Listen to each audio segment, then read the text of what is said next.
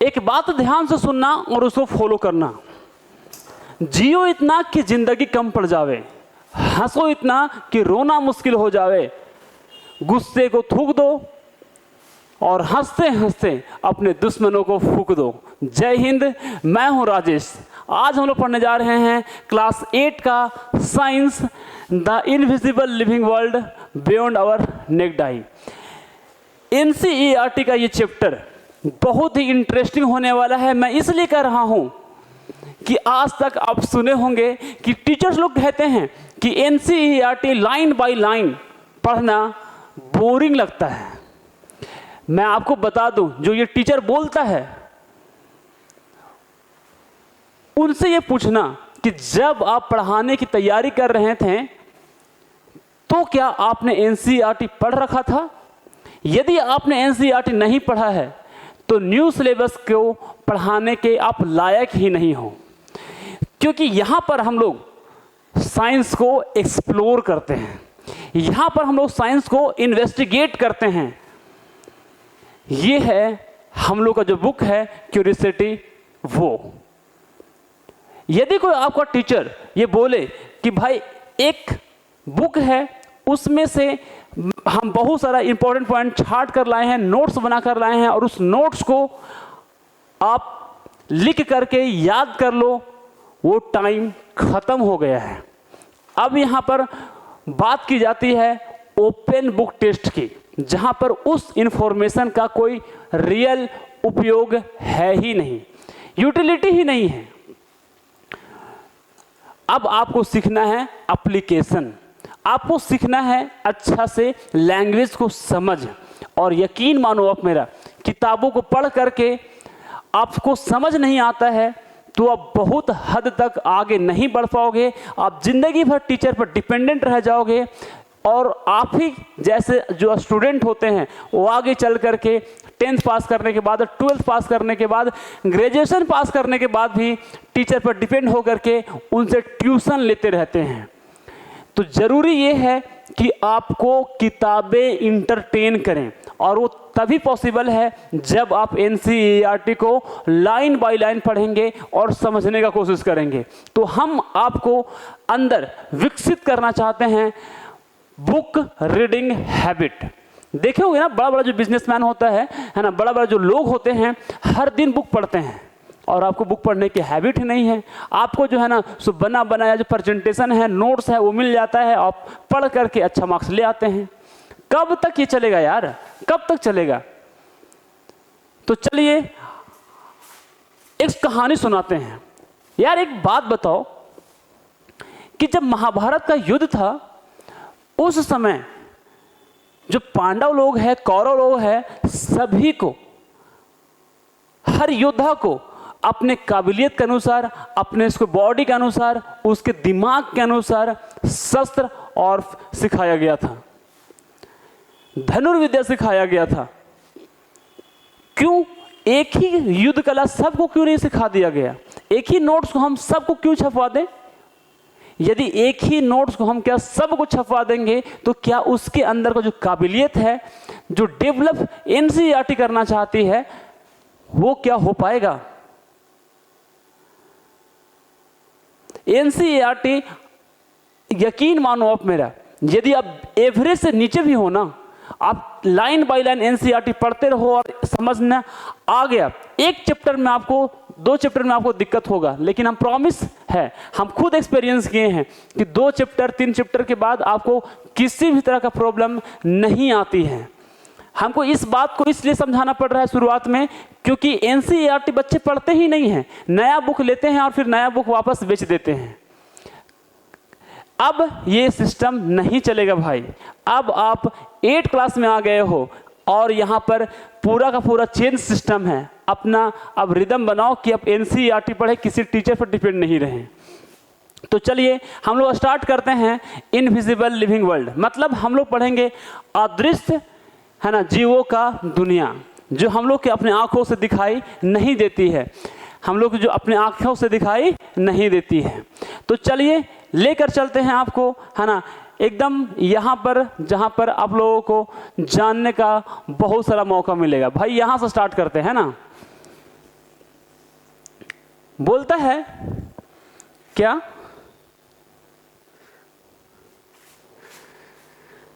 कि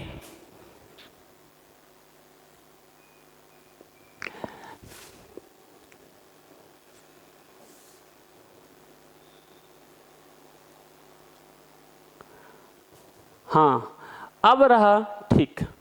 चलिए भाई, क्या बोलता है ना कि जो ह्यूमन आई है वो सिर्फ और सिर्फ वही ऑब्जेक्ट को देख सकता है जिसका सर्टेन साइज से ज़्यादा उसका साइज है। सिर्फ ह्यूमन आई उसी चीज़ को देख सकता है। बहुत पहले है ना, बहुत सारा छोटा छोटा जो चीज़ है हम लोग के पास में, जो हम लोग के आसपास में जो होता था है ना, वो अननोन था, उसके बारे में पता नहीं था। बहुत पहले जो लोग है ना, वो खोजना शुरू किए। क्या खोजे, क्या उन लोग ऑब्जर्व किए कि जो कर्व पीसेस होता है ना, किसका, ग्लास का, ग्लास का जो कर्व पीस होता है ना, उसको क्या किया जाता है, देखने के लिए, छोटे छोटे चीज़ों को देखने के लिए यूज किया जा सकता है ताकि वो बड़ा दिख सके, ताकि वो बड़ा दिख सके। कर्व पीसेस ऑफ ग्लास जो होता है उसको है ना, उसको छोटे छोटे चीज़ों को बड़ा करके देखने के लिए यूज किया जा सकता है। ऐसे खोज हुआ, ऐसा लोग डिस्कवर किया। जो पीसेस ऑफ ग्लास है ना, जो कि है ना कैसे शेप का हुआ करता था, लेंटिल का सीड का हुआ करता था, लेंटिल के सीड के जैसा हुआ करता था। लेंटिल मतलब यहाँ पर है ना, मसूर के दाल जो है उसके दाने के जैसा हुआ करता है ना, किनारा किनारा में पतला और बीच में मोटा है ना। तो बोलता है क्या कि मिडिल में होता है थिक और पतला होता है कहाँ पर, किनारा में। किनारा में क्या होता है, पतला होता है। इसीलिए उसको बोला जाता है ना, क्या, लेंस कहा जाता है। उसको क्या बोला जाता है, लेंस कहा जाता है ना। वैसा ग्लास जिसके किनारा में क्या होता है, पतला होता है, बीच में मोटा होता है, उसको हम लोग क्या कहते हैं, लेंस कहते हैं। समय बीतता गया, जो लेंस है ना, उसका धीरे धीरे इम्प्रूवमेंट भी होता गया, धीरे धीरे वो इम्प्रूव भी होता गया है ना, ज़्यादा पावर वाला है ना, और क्या हो गया, मोर पावरफुल बन गया, और धीरे धीरे और उसका पावर को बढ़ाया गया अलग अलग टेक्निक का इस्तेमाल करके। प्रत्येक जो नया टूल है ना, सिंपल मैग्नीफाइंग ग्लास से लेकर के माइक्रोस्कोप तक है ना, वो सभी चीज़ें क्या किया है, हेल्प किया है ह्यूमन को है ना। जो हम लोग क्या करते हैं, जो देखना चाहता है वो सभी चीज़ें जो हम लोग को अपने आँख से दिखाई नहीं दे सकता है। ठीक है, क्या हुआ ना, जब अलग अलग जब इन्वेंशन हुआ है ना माइक्रोस्कोप का, तो क्या हुआ, opened a fascinating hidden world. जो छुपा हुआ आकर्षक दुनिया है ना, उसके बारे में हम लोग जान पाएं। ठीक है, जो कि किससे भरा हुआ था है ना, बहुत छोटा छोटा जो लिविंग क्रिएचर्स है उससे भरा हुआ था। हम लोग एक्सप्लोर करेंगे है ना some of this life from the chapter. उसी तरह के जो लाइफ फॉर्म्स हैं, उसी तरह का जो माइक्रो ऑर्गेनिज्म है, इस चैप्टर में हम लोग पढ़ने वाले हैं। तो आपको आइडिया तो लग ही गया होगा कि भाई है ना, हम लोग को इस चैप्टर में क्या क्या पढ़ने वाले हैं, क्या पढ़ने वाले हैं, क्या होने वाला है। चलो भाई, तो अगला बात को हम लोग डाल लेते हैं नज़र। क्या बोलता है ना, आपने पढ़ा है ना, कि आपने पढ़ा है, क्या पढ़ा है, amazing variety of living organism. जो लिविंग थिंग है वो बहुत सारा अलग अलग प्रकार का होता है ना।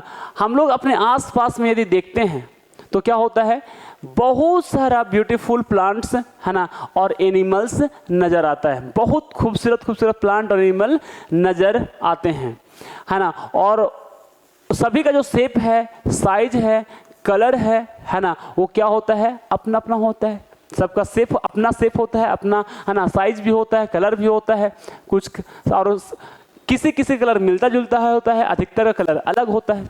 अरे है कि नहीं, कुछ जो लिविंग बीइंग है, कुछ जो सजीव चीज़ें हैं वो बहुत ही छोटा है, जबकि जो दूसरे लिविंग थिंग है वो बहुत बड़ा है।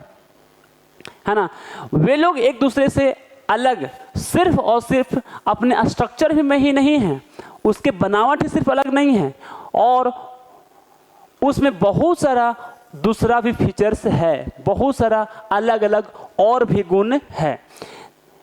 जितना भी ये सब है ना लिविंग बीइंग है, लिविंग ऑर्गेनिज्म है, प्लांट का बात करें, एनिमल का बात करें, सभी को हम लोग क्या बोलते हैं? ऑर्गेनिज्म कहते हैं। क्या कहते हैं? ऑर्गेनिज्म कहते हैं। क्या आपने कभी नोटिस किया है, छोटा से छोटा जो ऑर्गेनिज्म है जो हम लोग के आसपास में है ना, वो विजिबल हो जाता है, दिख जाता है नेक्ड आई से।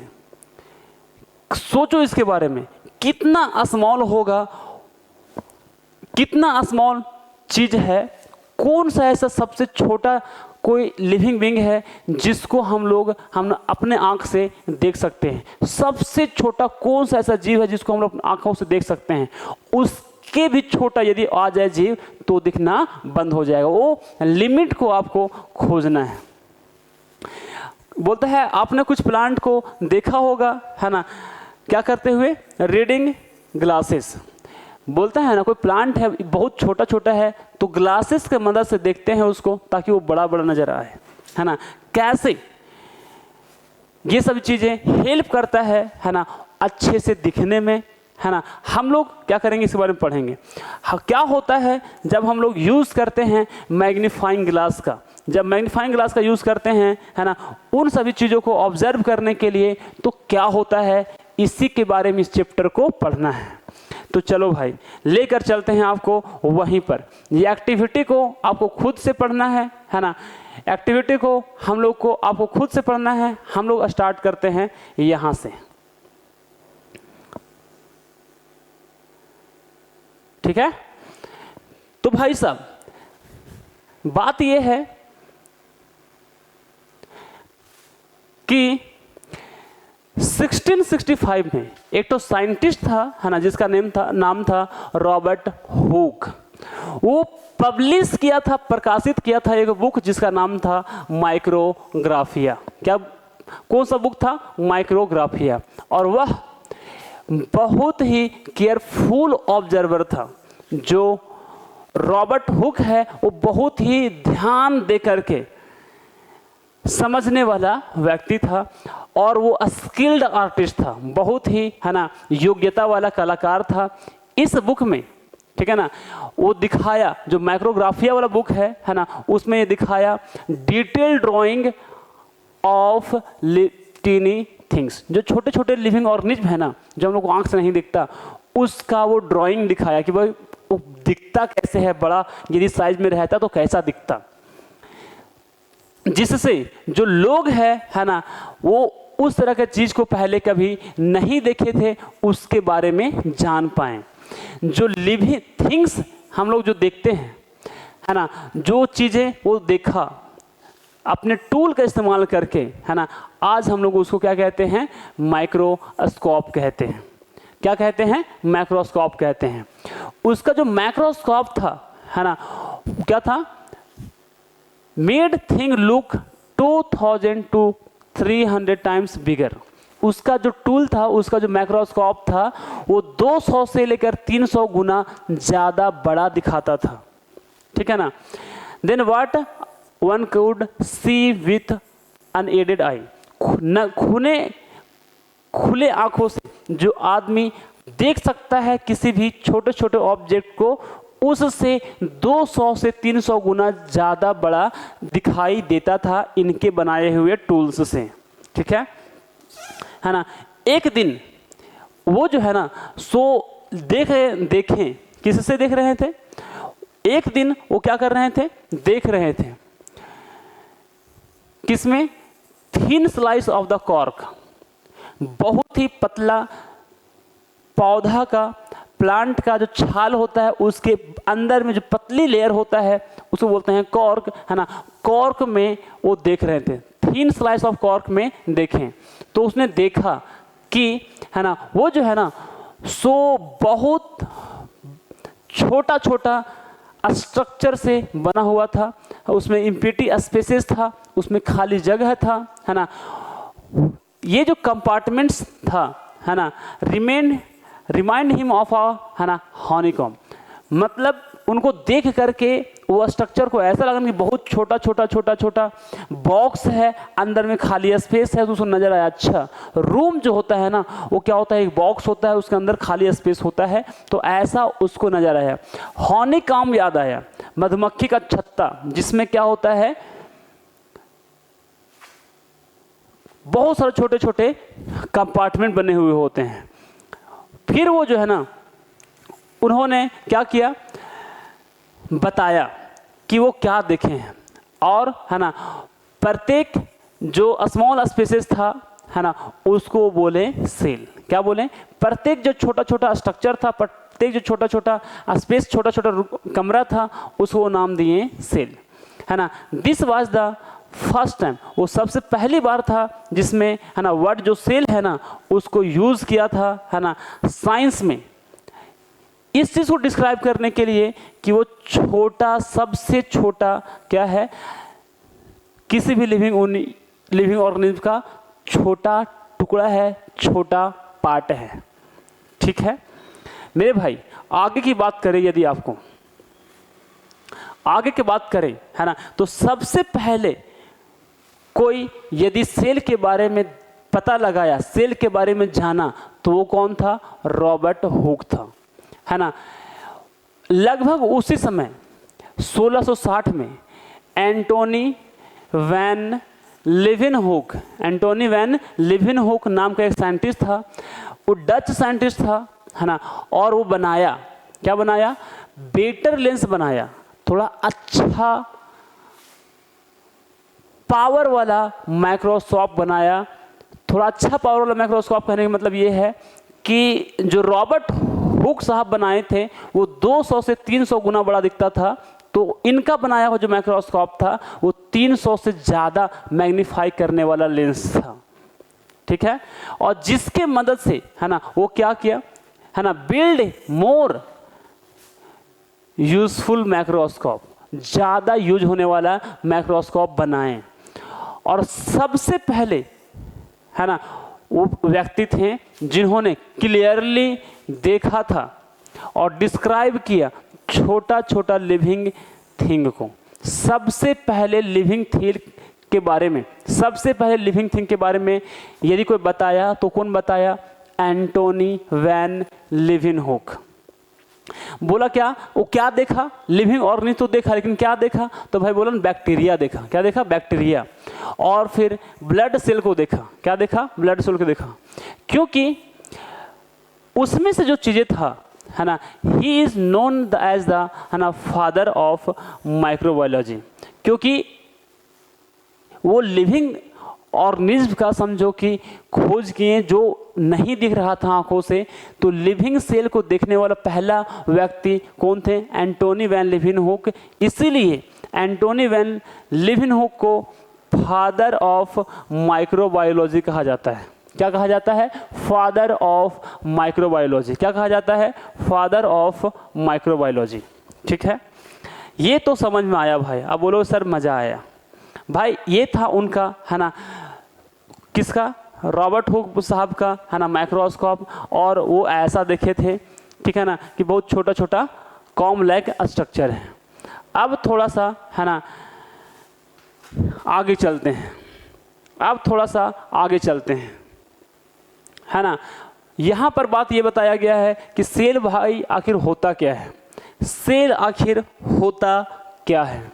तो भाई बोला कि जितना भी लिविंग, है ना, लिविंग ऑर्गेनिज्म है, ठीक है ना, वो बना हुआ है सेल्स से। किससे बना हुआ होता है, सेल्स से, है ना। अब बोलता है कि आपको हो सकता है कि आश्चर्य हो सकता है, हो सकता है कि आश्चर्य हो, है ना, कि what cell actually look like, actually cell दिखता कैसा है, ये जान करके आपको आश्चर्य होगा, है ना। अब हम लोग क्या करते हैं, क्लोज लुक करते हैं, ध्यान से देखते हैं, है ना, क्या कि सेल का स्ट्रक्चर कैसा है ना, माइक्रोस्कोप का यूज करके हम लोग देखेंगे। तो भाई माइक्रोस्कोप से यूज करके देखेंगे कि भाई कैसा दिखने वाला है ना, वो लिविंग ऑर्गेनिज्म। तो भाई ये एक्टिविटी को है ना आप कर लेना, है ना, आपको हम समझा देते हैं। ये एक्टिविटी आप क्या करना है ना, प्याज का लेना है एक टुकड़ा, उसका एक लेयर बाई लेयर वो होता है, तो एक लेयर निकाल लेना है, उसमें से एक लेयर में से जो पतला एकदम क्या होता है पन्नी के जैसा होता है ना, उसका लेयर उसको निकाल लेना है। और फिर उसको क्या करना है, उसमें थोड़ा सा है ना स्टेन डालना है। क्या डालना है? स्टेन।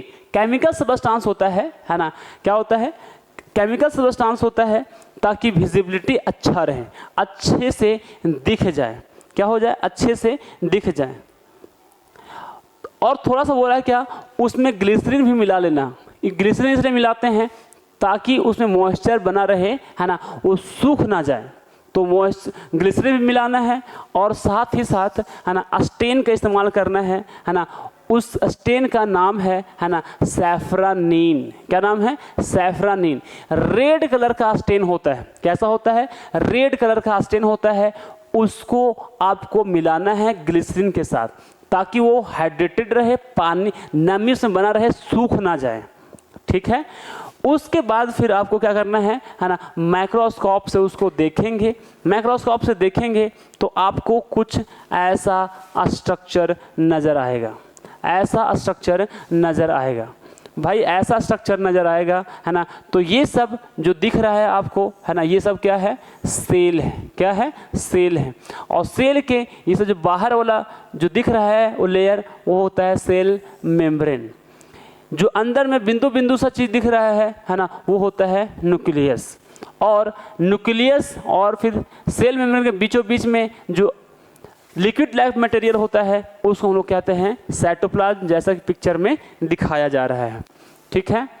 अब हम लोग चलते हैं थोड़ा सा आगे, है ना, ताकि हम लोग बहुत सारी चीज़ों को सीख सकें। और ये चैप्टर आज का आज द एंड होने वाला है। चलो भाई, है ना। अब इसका एक्टिविटी नंबर 2 देखो, तो वो जो है ना सो प्लांट सेल था। क्या था? प्लांट सेल था, है ना। प्लांट सेल को हम लोग देखें। अब यहाँ पर थोड़ा सा एनिमल सेल है, तो क्या करना है, जो गाल है ना उसको स्क्रब करके जो सेल है ना वो निकालना है और माइक्रोस्कोप से देखना है। तो आपको कुछ ऐसा स्ट्रक्चर नज़र आएगा, ऐसा कुछ स्ट्रक्चर नज़र आएगा माइक्रोस्कोप से। ये तो है, हो गया एनिमल सेल। और पीछे वाला जो प्याज वाला था वो था प्लांट सेल। क्या था? Plant cell. तो ध्यान देने वाली बात ये है ना, कि 3 चीज़ के बारे में हम लोग को जानना है। 3 चीज़ के बारे में हम लोग को अच्छे से जानना है। ठीक है। क्या? सेल मेम्ब्रेन पहले क्या होता है? सेल मेम्ब्रेन क्या होता है? तो बोलेंगे ना कि आपने देखा कि जो सेल है ना उसमें 3 ठो मेन पार्ट हैं। ठीक है ना। आउटर लेयर, है ना, जो होता है 3 लेयर होता है। 3 लेयर होता है। देखें कि बीचों अंदर में क्या होता है? न्यूक्लियस होता है ना। उसके अंदर में साइटोप्लाज्म होता है, सबसे बाहर में सेल मेम्ब्रेन होता है। तो जो सबसे बाहर का लेयर है सेल का, जो सबसे बाहर का लेयर होता है उसको हम लोग कहते हैं सेल मेम्ब्रेन। क्या कहते हैं? Cell membrane. एक बात याद रखो ना, तो बाहर का जो मेम्ब्रेन है, बाहर का जो लेयर है, जो अंदर के कंटेंट को सुरक्षित रखता है, एक जो बाउंड्री है बाहर में सेल के, उस बाउंड्री को हम लोग बोलते हैं सेल मेम्ब्रेन। क्या कहते हैं? Cell membrane. ठीक है ना। बोलता है कि ठीक है। और ये राउंड जो स्ट्रक्चर होता है बीचों बीच में, देखिए वहां पर कि बीच में गोल सा स्ट्रक्चर था, है ना, एकदम कहाँ पर था? बीचों बीच में, है ना। उसको हम लोग क्या कहते हैं? न्यूक्लियस कहते हैं। क्या कहते हैं? वो है न्यूक्लियस। बीचों बीच में एकदम राउंड सा स्ट्रक्चर था, है ना, उसको बोलते हैं न्यूक्लियस, जो कवर्ड होता है थिन मेम्ब्रेन से। और जो न्यूक्लियस होता है ना वो भी पतला मेम्ब्रेन से ढका हुआ रहता है, कवर किया हुआ रहता है। और जो स्पेस होता है ना, सेल मेम्ब्रेन और, है ना, न्यूक्लियस के बीच में, है ना, वो भरा हुआ होता है साइटोप्लाज्म से। भरा हुआ होता है किससे? साइटोप्लाज्म से फील्ड रहता है। न्यूक्लियस के बाहर और सेल मेम्ब्रेन के अंदर जो फील्ड मटेरियल होता है, जो भरा हुआ लिक्विड होता है, उसको अपन क्या कहते हैं? साइटोप्लाज्म कहते हैं। क्या कहते हैं? साइटोप्लाज्म कहते हैं। ठीक है ना। अब थोड़ा आगे बोला कि ये जो तीन चीज है ना, सेल मेम्ब्रेन हो गया, साइटोप्लाज्म हो गया और न्यूक्लियस हो गया, यही जो है ना सो बेसिक पार्ट है सेल का। तो सेल का बेसिक कौन कौन सा पार्ट है भाई, है ना, साइटोप्लाज्म हो गया, न्यूक्लियस हो गया और सेल मेम्ब्रेन हो गया। चलो भाई एकदम अच्छे से शिद्दत से एकदम एनसीईआरटी को समझ रहे हैं। कुछ ऐसा सेल है जैसे कि ओनियन पिल हो गया, जो प्याज का छिलका लिए थे वो हो गया, उसमें एक्स्ट्रा है ना एक तो बाहर का लेयर होता है ना, उसको हम लोग क्या कहते हैं, सेल वॉल कहते हैं। भाई बोला ना, जैसे प्याज का छिलका वहाँ पर लिए थे है ना, तो प्याज में जो लेयर था है ना, उसको माइक्रोस्कोप से देखें तो उसमें सेल मेम्ब्रेन के भी बाहर में एक लेयर होता है, उसको हम लोग कहते हैं सेल वॉल। क्या कहते हैं, सेल वॉल कहते हैं, ठीक है ना। तो बोलता है ना कि what is the importance of this, ये जो सेल वॉल है वो करता क्या है ना, ये सेल के अंदर क्या करता है, ये क्या महत्वपूर्ण काम करता है ना, इन सभी के बारे में हम लोग को क्या करना है, जानना है। बोलता है ना जो सेल मेम्ब्रेन होता है ना, वो क्या करता है, साइटोप्लाज्म को है ना इनक्लोज करके रखता है, साइटोप्लाज्म जो लिक्विड मटेरियल होता है उसको बंद करके रखता है ना, और न्यूक्लियस को भी और साइटोप्लाज्म को है ना इनक्लोज करके रखने का काम किसका होता है, सेल मेम्ब्रेन का होता है। किसका होता है भाई, सेल मेम्ब्रेन का होता है, ठीक है ना। अब बोला कि है ना जो सेल मेम्ब्रेन होता है, जो सेल मेम्ब्रेन होता है ना, वो एक सेल को दूसरे सेल से अलग करके रखता है। यदि सेल मेम्ब्रेन नहीं होता ना तो एक सेल का जो अंदर का कंटेंट है दूसरे सेल का जो अंदर का कंटेंट है वो मिल जाता। तो एक सेल को दूसरे सेल से अलग करने का जो काम करता है वो कौन करता है, वो करता है हम लोग का सेल मेम्ब्रेन। क्या करता है, सेल मेम्ब्रेन। ये क्या होता है, बोला ना कि पोरस होता है, छेद सा होता है। क्या होता है उसमें, छेद सा होता है ना, और ठीक है ना, वो क्या करता है, अलाउ करता है एंट्री ऑफ द मटेरियल को अंदर आने के लिए अनुमति देता है। क्या करता है, अलाउ करता है ना, जो उसके अंदर सेल के अंदर महत्वपूर्ण काम करने के लिए, लाइफ प्रोसेस करने के लिए, सेल के अंदर जो अलग अलग एक्टिविटी हो रहा होता है उस एक्टिविटी को करने के लिए जो जरूरी होता है उसी को अंदर आने देता है, ठीक है ना।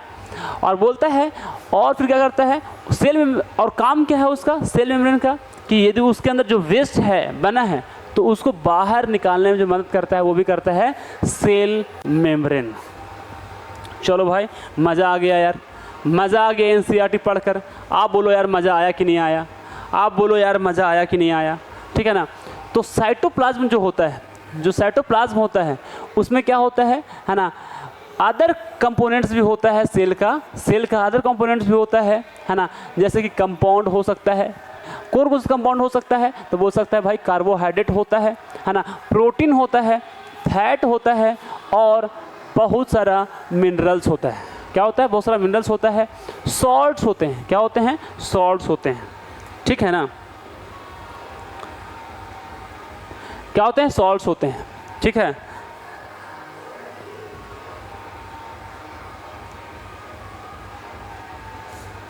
ना। तो बोला ना कि अधिकतर जो लाइफ प्रोसेस होता है ना, वो कहाँ पर होता है, साइटोप्लाज्म के ही अंदर होता है। अधिकतर जो सेल के अंदर एक्टिविटीज़ हो रहा होता है वो कहाँ पर होता है, सेल के अंदर होता है, ठीक है।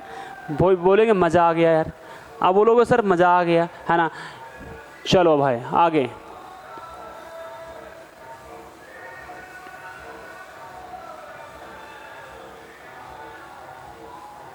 हाँ। और न्यूक्लियस का क्या होता है, तो बोला न्यूक्लियस जो होता है ना वो रेगुलेट करता है। रेगुलेट मतलब नियंत्रित करता है सारा एक्टिविटीज है ना, जो सेल के अंदर हो रहा होता है उसको कंट्रोल करता है, और है ना सेल को बढ़ने में भी, ग्रोथ करने में भी, छोटा से बड़ा होने में भी मदद करता है। और जो सेल वॉल होता है ना, वो प्लांट सेल के अंदर सिर्फ होता है। सेल दो तरह का होता है, प्लांट सेल और एनिमल सेल। सिर्फ और सिर्फ प्लांट सेल में ही पाया जाता है सेल वॉल, है ना। और ये मजबूती देता है, क्या करता है, मजबूती देता है प्लांट सेल को, प्लांट सेल को मजबूती देने का काम करता है और ताकत भी देता है, स्ट्रेंथ भी देता है प्लांट को। प्लांट को क्या करता है, स्ट्रेंथ भी देता है, प्लांट को स्ट्रेंथ भी देता है, प्लांट को ताकत भी देता है, ठीक है। और यही वजह है कि जो सेल होता है ना वो अरेंज होता है कॉम्पैक्टली, है ना, एक दूसरे से अदर, मतलब उसके अंदर एक सेल से दूसरा सेल, दूसरा सेल के तीसरा सेल, तीसरा सेल से चौथा सेल, एकदम एक दूसरे के नज़दीक में नज़दीक एकदम कॉम्पैक्टली अरेंज रहता है, कॉम्पैक्टली अरेंज रहता है। और जिसके वजह से जो स्ट्रक्चर है उसका वो मजबूत बन जाता है ना, क्या दिखता है, एकदम मजबूत बन जाता है। भाई प्लांट सेल जो सेल वॉल रहता है ना वो एक्स्ट्रा काम क्या करता है, तो एक्स्ट्रा काम करता है, मजबूती देता है, क्या करता है, कठोरता देता है, उसको ताकत देता है ना, प्लांट को, है ना। इसलिए, है ना, ताकि जो सेल है वो अच्छे से अरेंज रहेगा, है ना, तो हवा चलेगा, तूफान चलेगा तो सेल प्लांट है ना, वो डैमेज नहीं होगा, उसका बॉडी पार्ट टूटेगा नहीं, ठीक है। चलो भाई साहब आगे, एक स्टेप आगे, थोड़ा सा वन स्टेप फर्दर में क्या बोला है वो देखो भाई, बहुत ही मज़ा आएगा। क्या बोला ना कि जो सेल होता है ना, सेल जो होता है ना, प्लांट के सभी पार्ट में होता है और वो क्या होता है, छोटा छोटा रॉड शेप का होता है, क्या होता है, रॉड शेप का होता है ना। और रॉड शेप स्ट्रक्चर का जो होता है ना, उसको हम लोग कहते हैं, है ना, क्या, प्लास्टिड्स, क्या बोलते हैं, प्लास्टिड्स कहते हैं। मतलब प्लांट के अंदर छोटा छोटा रॉड शेप का है ना स्ट्रक्चर पाया जाता है सेल के सभी पार्ट के अंदर। सेल के, है ना, सेल जो होता है, सेल प्लांट सेल के अंदर जितने प्लांट सेल है उसके अंदर छोटा छोटा रॉड शेप का स्ट्रक्चर पाया जाता है जिसको हम लोग कहते हैं प्लास्टिड्स, है ना। और कुछ प्लास्टिड यहाँ पर है जैसे कि क्लोरोप्लास्ट, है ना, और उसमें पाया जाता है क्लोरोफिल, क्या पाया जाता है, क्लोरोफिल, है ना। और जो क्या करता है, जो उसको हरा भरा रखने में मदद करता है, जो उसको हरा दिखने में मदद करता है और साथ ही साथ फोटोसिंथेसिस का प्रोसेस करने में हेल्प करता है। तो भाई बोले ना कि सेल के, प्लांट सेल के अंदर रॉड शेप का स्ट्रक्चर होता है जिसको हम लोग कहते हैं प्लास्टिड्स। और प्लास्टिड्स क्या करता है मेरे भाई, प्लास्टिड्स जो होता है ना, सो प्लास्टिड्स के अंदर होता है क्लोरोफिल, और क्लोरोफिल जो होता है सो फोटोसिंथेसिस का प्रोसेस करने में हेल्प करता है और साथ ही साथ उसके अंदर जो ग्रीन कलर होता है ना, हरा कलर दिखने में, हरा भरा दिखने में मदद करता है क्लोरोफिल, ठीक है ना। जो नॉन ग्रीन प्लांट होता है, जो नॉन ग्रीन पार्ट होता है, नॉन ग्रीन पार्ट जो होता है प्लांट का, है ना, वहाँ पर क्या करता है, हेल्प करता है वो, है ना, स्टोर करने के लिए चीज़ों को, बहुत सारे इंपॉर्टेंट मटेरियल को स्टोर करने में मदद करता है कौन, प्लास्टिड्स। तो प्लास्टिड्स मेरे भाई सिर्फ और सिर्फ उसके अंदर हरा कलर ही नहीं देता है, फोटोसिंथेसिस करने में मदद नहीं करता है, फोटोसिंथेसिस करने के साथ साथ प्लास्टिड्स में और भी ऐसा छोटा छोटा कैटेगरी होता है, पार्ट होता है जो उसको स्टोर करने में मदद करता है चीज़ों को, ठीक है ना। जो प्लांट सेल है ना, उसमें क्या होता है, बड़ा बड़ा सा लार्ज, है ना, क्या होता है, इम्पिटी, खाली दिखने वाला, है ना, स्पेस होता है, दिखेगा कि बाहर से कि खाली है, खाली दिखने वाला स्पेस होता है, उसको क्या बोलते हैं, है ना, वैक्यूल्स कहते हैं। क्या कहते हैं, वैक्यूल्स कहते हैं, वैक्यूल कहते हैं, क्या कहते हैं, वैक्यूल। और ये जो वैक्यूल क्या बोले ना कि भाई सेल के अंदर, है ना, छोटा छोटा इम्पिटी स्पेस होता है, खाली स्पेस होता है ना, जो हम लोग खाली दिखता है उसको अपन क्या कहते हैं, है ना, वैक्यूल कहते हैं। क्या कहते हैं, वैक्यूल, है ना। और ये जो है ना सो प्लांट सेल को है ना क्या करता है, बहुत सारा इंपॉर्टेंट सबस्टांस को स्टोर करने में मदद करता है, और जो वेस्ट उसके अंदर बन जाता है उसको बाहर निकालने में मदद करता है, और उसका शेप को है ना बनाए रखने में भी मदद करता है, सेल के शेप को बनाए रखने में भी हेल्प करता है। और ये क्या करता है, उसको स्ट्रेंथ भी देता है, ताकत भी देता है, और सपोर्ट भी करता है प्लांट को। एनिमल सेल के अंदर है ना जो वैक्यूल्स होता है ना, वो प्रेजेंट यूजुअली नहीं होता है, अमूमन उपस्थित नहीं होता है, अमूमन उपस्थित नहीं होता है। प्लांट सेल के अंदर है ना अमूमन देखने को नहीं मिलता है। ठीक है, चलिए भाई, चलो क्या करते हैं, है ना बोलता है ना दे आर यूजुअली स्मॉल, बहुत छोटा छोटा भी होगा भी ना, यदि एनिमल सेल के अंदर तो बहुत ही छोटा छोटा होगा, है ना क्या होगा, बहुत ही छोटा छोटा होगा। और ये छोटा छोटा जो होता है वैक्यूल्स है ना, वो क्या करता है, सर्टेन सबस्टांस को, कुछ खास चीज़ों को स्टोर करता है ना, जो डिजॉल्व इन द वाटर, है ना वाटर जो क्या होता है, पानी में डिजॉल्व होता है चीज़ें, है ना, उसको छोटा हो सकता है कि वो स्टोर करें।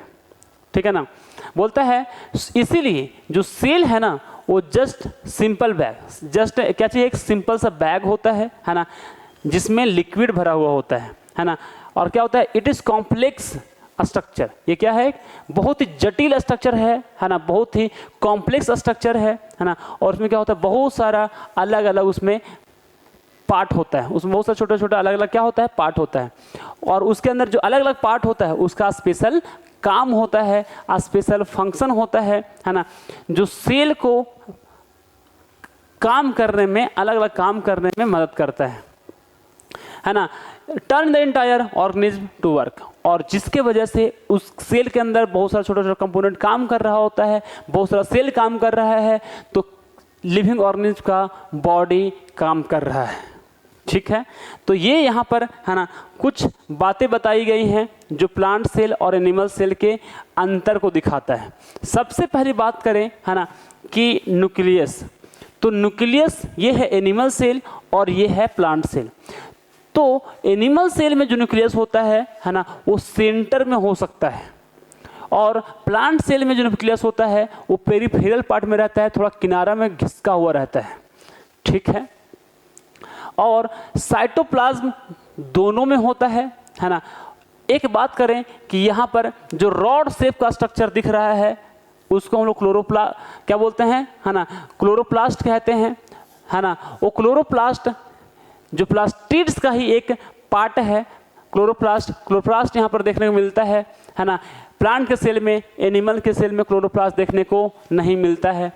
प्लांट के सेल में सेल वॉल देखने को मिलता है, एनिमल सेल में सेल वॉल देखने को नहीं मिलता है। सेल मेम्ब्रेन तो दोनों के अंदर होता है, न्यूक्लियस भी दोनों के अंदर होता है, साइटोप्लाज्म भी दोनों के अंदर होता है।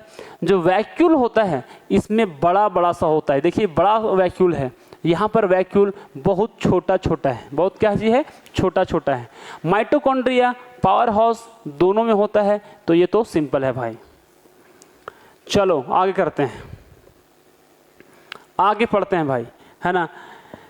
इस चैप्टर को यदि आप ध्यान थोड़ा दें तो इसी शॉर्ट में पूरा पूरा आज इस चैप्टर को हम लोग कंप्लीट करके रहेंगे। ठीक है ना। तो भाई सबसे पहले बोला ना कि अब हम लोग है ना समझ चुके हैं कि जो उसमें बेसिक स्ट्रक्चर होता है ना, सेल का, वो क्या क्या होता है, और है ना अब हम लोग क्या करेंगे, समझेंगे क्या कि प्लांट और जो एनिमल होता है ना उसके बारे में। जो सेल होता है अलग अलग शेप का हो सकता है ना, अलग अलग स्ट्रक्चर का हो सकता है। ठीक है ना। बोलता है ना क्या अलग अलग जो एनिमल है उसके अंदर जो सेल है ना, क्या उस अलग अलग एनिमल में शेप और उसका जो स्ट्रक्चर है क्या वो भी अलग होता है? अब सोचो यार। ठीक है, अलग होता है शेप कि नहीं होता है? तो भाई देखते हैं, है ना, क्या variation in the shape and structure of the cell, cell के स्ट्रक्चर और उसमें उसका जो शेप है उसमें क्या वेरिएशन है, क्या अंतर है ना, उसी के बारे में आज हम लोग देखने वाले हैं। तब बोला ना भाई कि जो मसल होता है ना, मसल सेल होता है ना, और जो नर्व सेल होता है ह्यूमन के अंदर, है ना, वो फिगर में यहाँ पर दिखाया गया है। चलो भाई फिगर में देखते हैं, मसल सेल और फिर नर्व सेल को देखते हैं। हाँ, तो भाई मसल सेल ये रहा, दिख रहा है ना। मसल सेल यहाँ पे दिख रहा है कि किनारा किनारा में पतला है, बीच में मोटा है, और ये तो ब्रांच स्ट्रक्चर जैसा देखने को लग रहा है ना। तो इसमें हम लोग को थोड़ा सा इसको आपके लिए बड़ा कर लेते हैं, है ना। तो भाई बोला ना, उसमें क्या सिमिलरिटीज आपको देखने को मिलता है और क्या डिफरेंस देखने को मिलता है, ठीक है ना। तो बोला ना कि जैसे मसल सेल यहाँ पर दिखा, तो वो जो है ना उसका जो शेप है स्पिंडल शेप है, किनारा किनारा पतला है, बीच में मोटा है। इस शेप को हम लोग बोलते हैं स्पिंडल शेप कहते हैं। क्या कहते हैं? Spindle shape. जबकि जो नर्व सेल है ना, वो क्या होता है, बहुत ही लंबा है ना, और ब्रांच स्ट्रक्चर है, ब्रांच स्ट्रक्चर निकला हुआ है ना, शाखाएं निकली हुई हैं, है ना।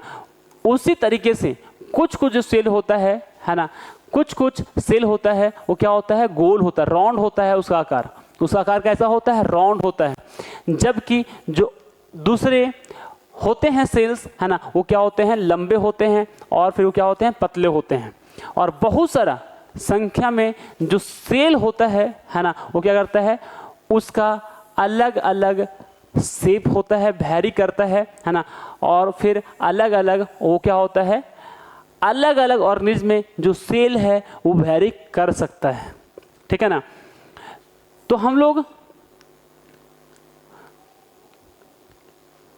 तो सेल जो होता है ना, उसका अलग अलग शेप क्यों होता है, अलग अलग वो कैसे दिखाई देता है ना, अलग अलग कैसे दिखाई देता है, क्या उन लोग का जो शेप है और जो स्ट्रक्चर है सेल का, है ना, वो उसके काम से रिलेटेड है। क्या ऐसा है कि काम जैसा होगा ऑर्गेनिज्म में वैसा उसका सेल होगा, है ना? क्या ऐसा है? तो आइए समझते हैं इसके बारे में पूरा का पूरा। तो भाई क्या बोला ना, चलो यहाँ से देखते हैं भाई क्या बोलता है ना।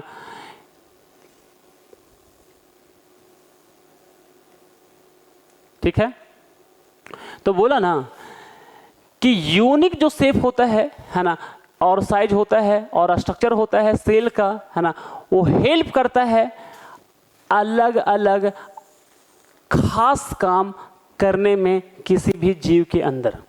लेकिन कैसे ये जो सेल है ना, वो हेल्प करता है ना, अलग अलग फंक्शन करने में उस बॉडी के अंदर जिसका बात कर रहे हैं। तो जिस ऑर्गेनिज्म है, जिस ऑर्गेनिज्म का बात कर रहे हैं, उसके बॉडी के अंदर जो सेल है उसका अलग अलग शेप उसको कैसे हेल्प करता है उसको अलग अलग काम करने में।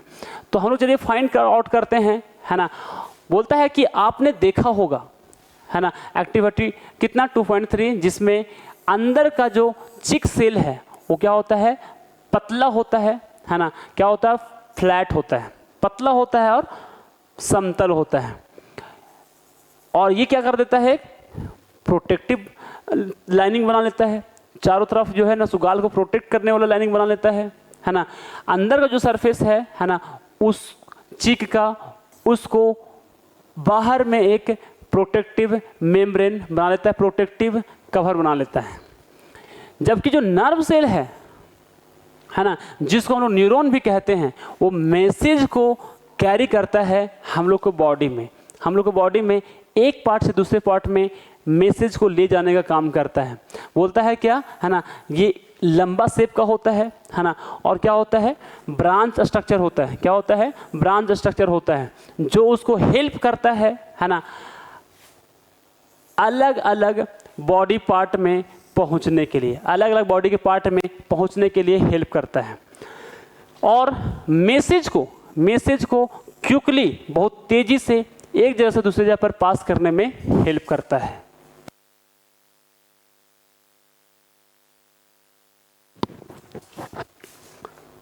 ठीक है, उसी तरीके से जो प्लांट सेल है ना, वो क्या करता है, वेरिएशन को दिखाता है ना।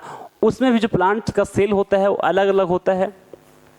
प्लांट में भी जो सेल्स होते हैं, है ना, उसका, है ना, वो क्या हो सकते हैं, रेक्टेंगुलर शेप का हो सकता है, लंबा हो सकता है, ओवल हो सकता है, और ट्यूब के जैसा भी हो सकता है, ट्यूब के जैसा भी हो सकता है। कुछ कुछ ऐसा प्लांट होता है ना, जो क्या करता है, लंबा ट्यूब्स बनाता है, लंबा लंबा ट्यूब होता है जो उसको क्या करता है ना, वाटर को कैरी करने में हेल्प करता है ना, पूरा बॉडी के एक पार्ट से दूसरे पार्ट में, पूरा बॉडी के एक पार्ट से दूसरे पार्ट में है ना, लंबा लंबा ट्यूब होने की वजह से हेल्प करता है उसको है ना, बॉडी के एक पार्ट से दूसरे पार्ट में पहुंचाने के लिए वाटर और मिनरल्स। ठीक है, चलो भाई आगे चलते हैं।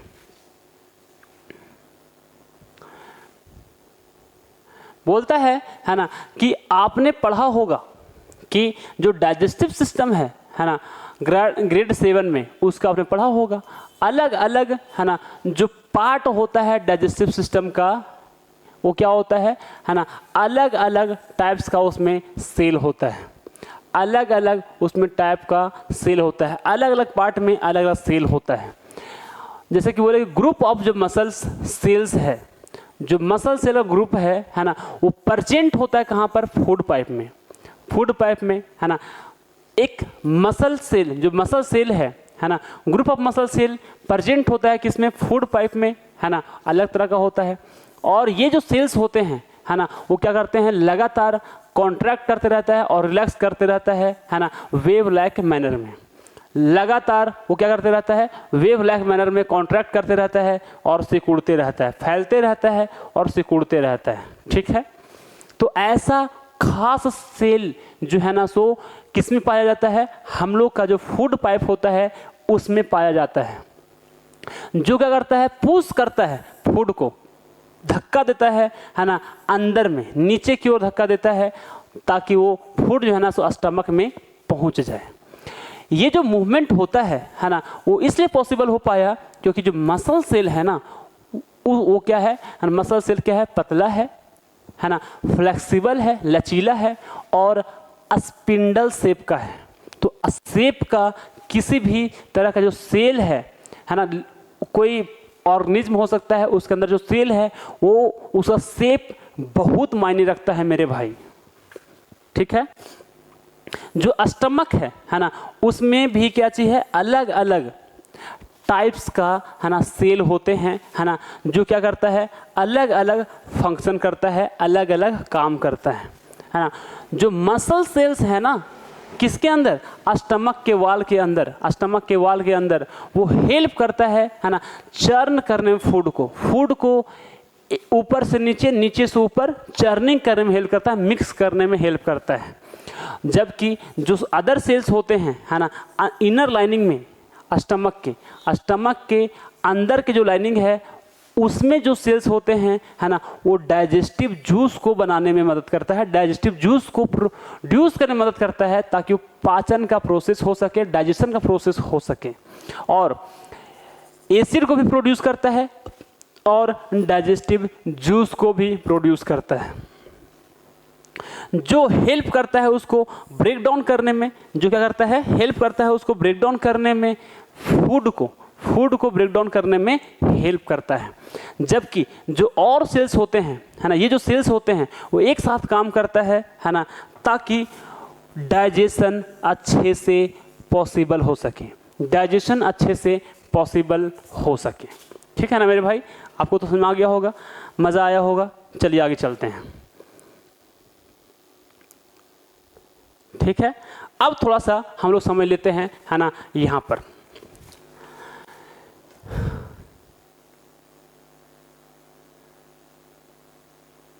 ठीक है, तो बोला कि जो बॉडी है लिविंग ऑर्गेनिज्म का, ठीक है ना, वो ऑर्गेनाइज्ड होता है ना, अरेंज रहता है ना, कॉम्प्लेक्स वे में, बहुत जटिल तरीके से एकदम अरेंज है, अलग अलग है ना, बॉडी का ऑर्गेनिज्म के अंदर जो सेल्स है ना, तो कॉम्प्लेक्स तरीके से अरेंज होता है।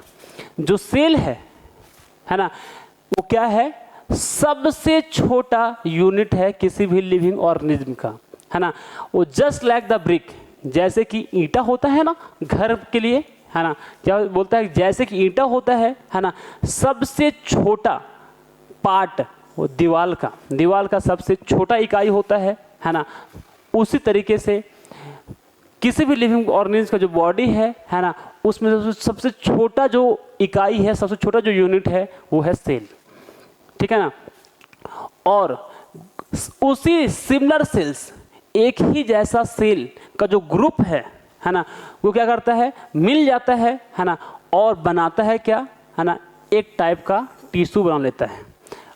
अलग एक ही जैसा काम करने वाला जो सेल है वो ग्रुप में मिल करके क्या करता है ना, एक खास काम करता है ना, क्या कर लेता है, और उसको बोलते हैं हम लोग टिश्यू। क्या बोलते हैं, टिश्यू। अलग अलग है ना जो ऑर्गन्स होते हैं है ना, वो एक साथ काम करते हैं है ना, और बना लेता है क्या, ऑर्गन। क्या बना लेता है ना, अलग अलग जो ऑर्गन है ना, वो एक साथ काम करता है और बना लेता है ऑर्गन सिस्टम। भाई छूट गया एक लाइन है ना। अलग अलग जो टिश्यूज हैं, अलग अलग जो टिश्यूज हैं है ना, ऑर्गेनिज्म के अंदर वो मिल करके बनाते हैं क्या, ऑर्गन। क्या बनाते हैं, ऑर्गन।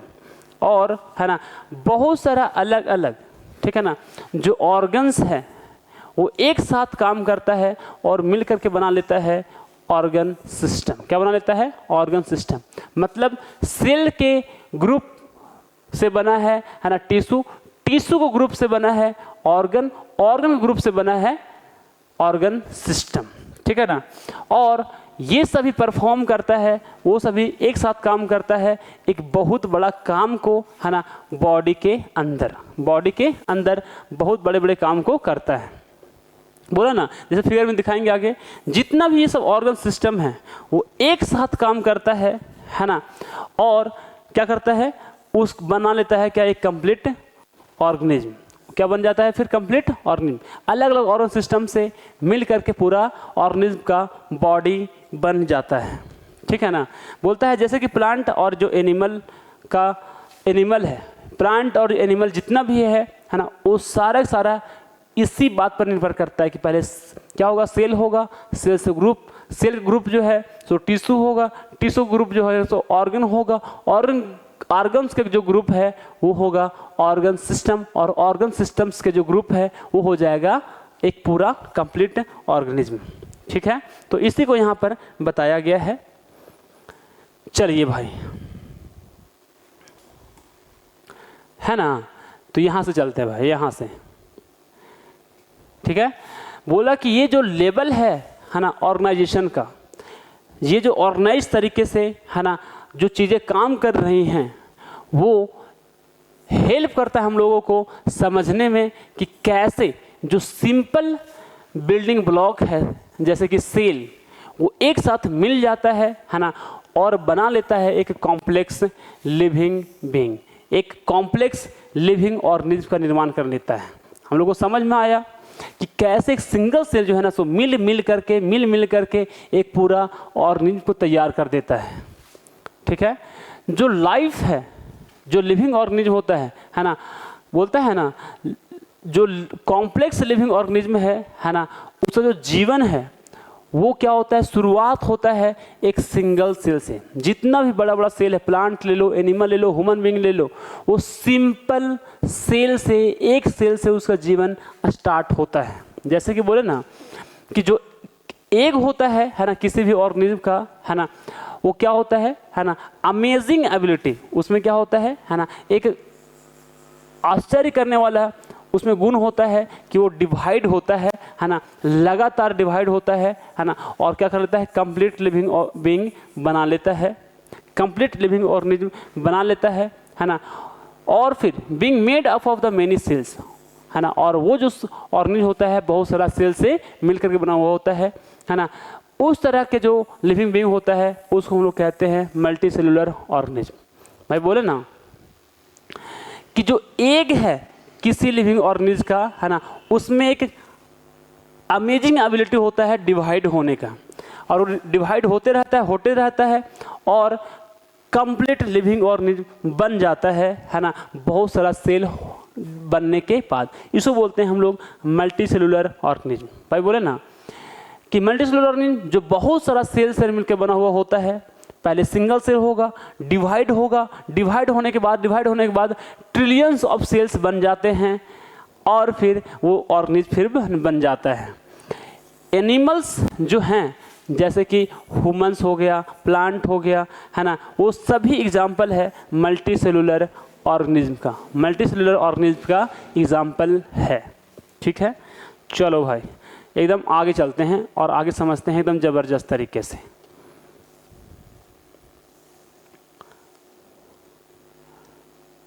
ठीक है, बोलता है कि क्या आपने कभी सुना है जो योल्क होता है ना, येलो पार्ट जो होता है एग का, है ना, किसका, ऑस्ट्रिच का एग का, है ना, वो क्या होता है, सिंगल सेल होता है। जो योल्क होता है पीला वाला पार्ट जो होता है ना, क्या, शुतुरमुर्ग के अंडे के अंदर, है ना, वो भी क्या होता है, सिंगल सेल होता है। और याद रखना वो लार्जेस्ट नॉन सेल है ना, लिविंग वर्ल्ड में। ठीक है ना, और देखा जाए तो होता है क्या, 130 mm से 170 mm उसका होता है डायमीटर। ठीक है ना, और बोलता है कि एग में एक्स्ट्रा नॉन सेलुलर, है ना, मटेरियल भी होता है ना, जैसे कि हो गया सेल जो प्रोटेक्शन का काम करता है, बाहर में कवर, है ना, और जो वाइट लिक्विड होता है ना, वो क्या करता है, जो सेल उसके अंदर है पीला वाला पार्ट, ठीक है ना, आया, वो उसको डेवलपमेंट कराने में हेल्प करता है ना, उस सेल को जीवित रखने में मदद करता है। तो आज से कोई यदि अब पूछे कि सबसे बड़ा सेल कौन है, तो मत बोलना कि शुतुरमुर्ग के अंडा, गलत है। उसके अंदर तो भाई लिक्विड पार्ट भी तो है ना, बाहर में जो सेल भी तो है, आउटर कवर भी तो है, तो वो सेल नहीं है मेरे भाई। लिक्विड वाला जो रहता है नॉन सेलुलर पार्ट है, वो जो पीला वाला पार्ट है ना शुतुरमुर्ग के अंडा के अंदर, वही सिर्फ और सिर्फ सेल है, और उसी का डायमीटर होता है ना 130 से 170 मिलीमीटर। बहुत सारे सब बोल देते हैं कि सबसे बड़ा सेल कौन, बैल जैसा बोल देता है कि शुतुरमुर्ग का अंडा, गलत है। उसके अंदर जो योल पाया जाता है ना, वो सबसे बड़ा सेल है। ठीक है, और उसके अंदर, है ना, यदि आप बोल रहे हैं कि शुतुरमुर्ग का अंडा सबसे बड़ा सेल है, गलत है। इसलिए क्योंकि बाहर में जो सेल है वो सेल नहीं है, प्रोटेक्टिव लेयर है। उसके अंदर जो वाटरी लिक्विड होता है वो सेल नहीं है, नॉन सेलुलर पार्ट है, नॉन सेलुलर लिक्विड है। जो योल्क होता है ना वो सेल होता है भाई। चलो समझ लेते हैं आगे। ठीक है, व्हाट आर माइक्रो ऑर्गेनिज्म। ठीक है ना, अब यहां से एक पार्ट खत्म हो जाता है, सेल वाला पार्ट, और हम लोग का चैप्टर स्टार्ट हो जाता है माइक्रो ऑर्गेनिज्म। क्या हो जाता है, माइक्रो ऑर्गेनिज्म का वाला चैप्टर स्टार्ट होता है। तो भाई अभी तक जो पढ़े हैं, है ना, वो बेसिक बात पढ़े हैं, सेल के बारे में इकट्ठा जानकारी किए हैं। चलो भाई तो स्टार्ट करते हैं।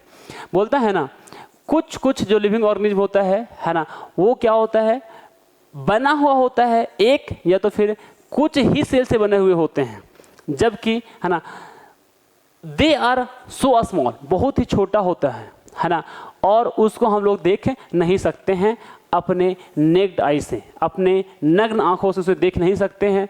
उसको हम लोग कहते हैं माइक्रो ऑर्गेनिज्म्स। क्या कहते हैं, माइक्रो ऑर्गेनिज्म। ठीक है ना, कुछ कुछ ऑर्गेनिज्म ऐसा होता है जो एक सेल से मिलकर बना हुआ होगा या तो ज़्यादा सेल से मिलकर बना हुआ होगा, है ना, और वो इतना छोटा होता है कि हम लोग आंख से देख नहीं सकते हैं, उसको कहते हैं माइक्रो ऑर्गेनिज्म।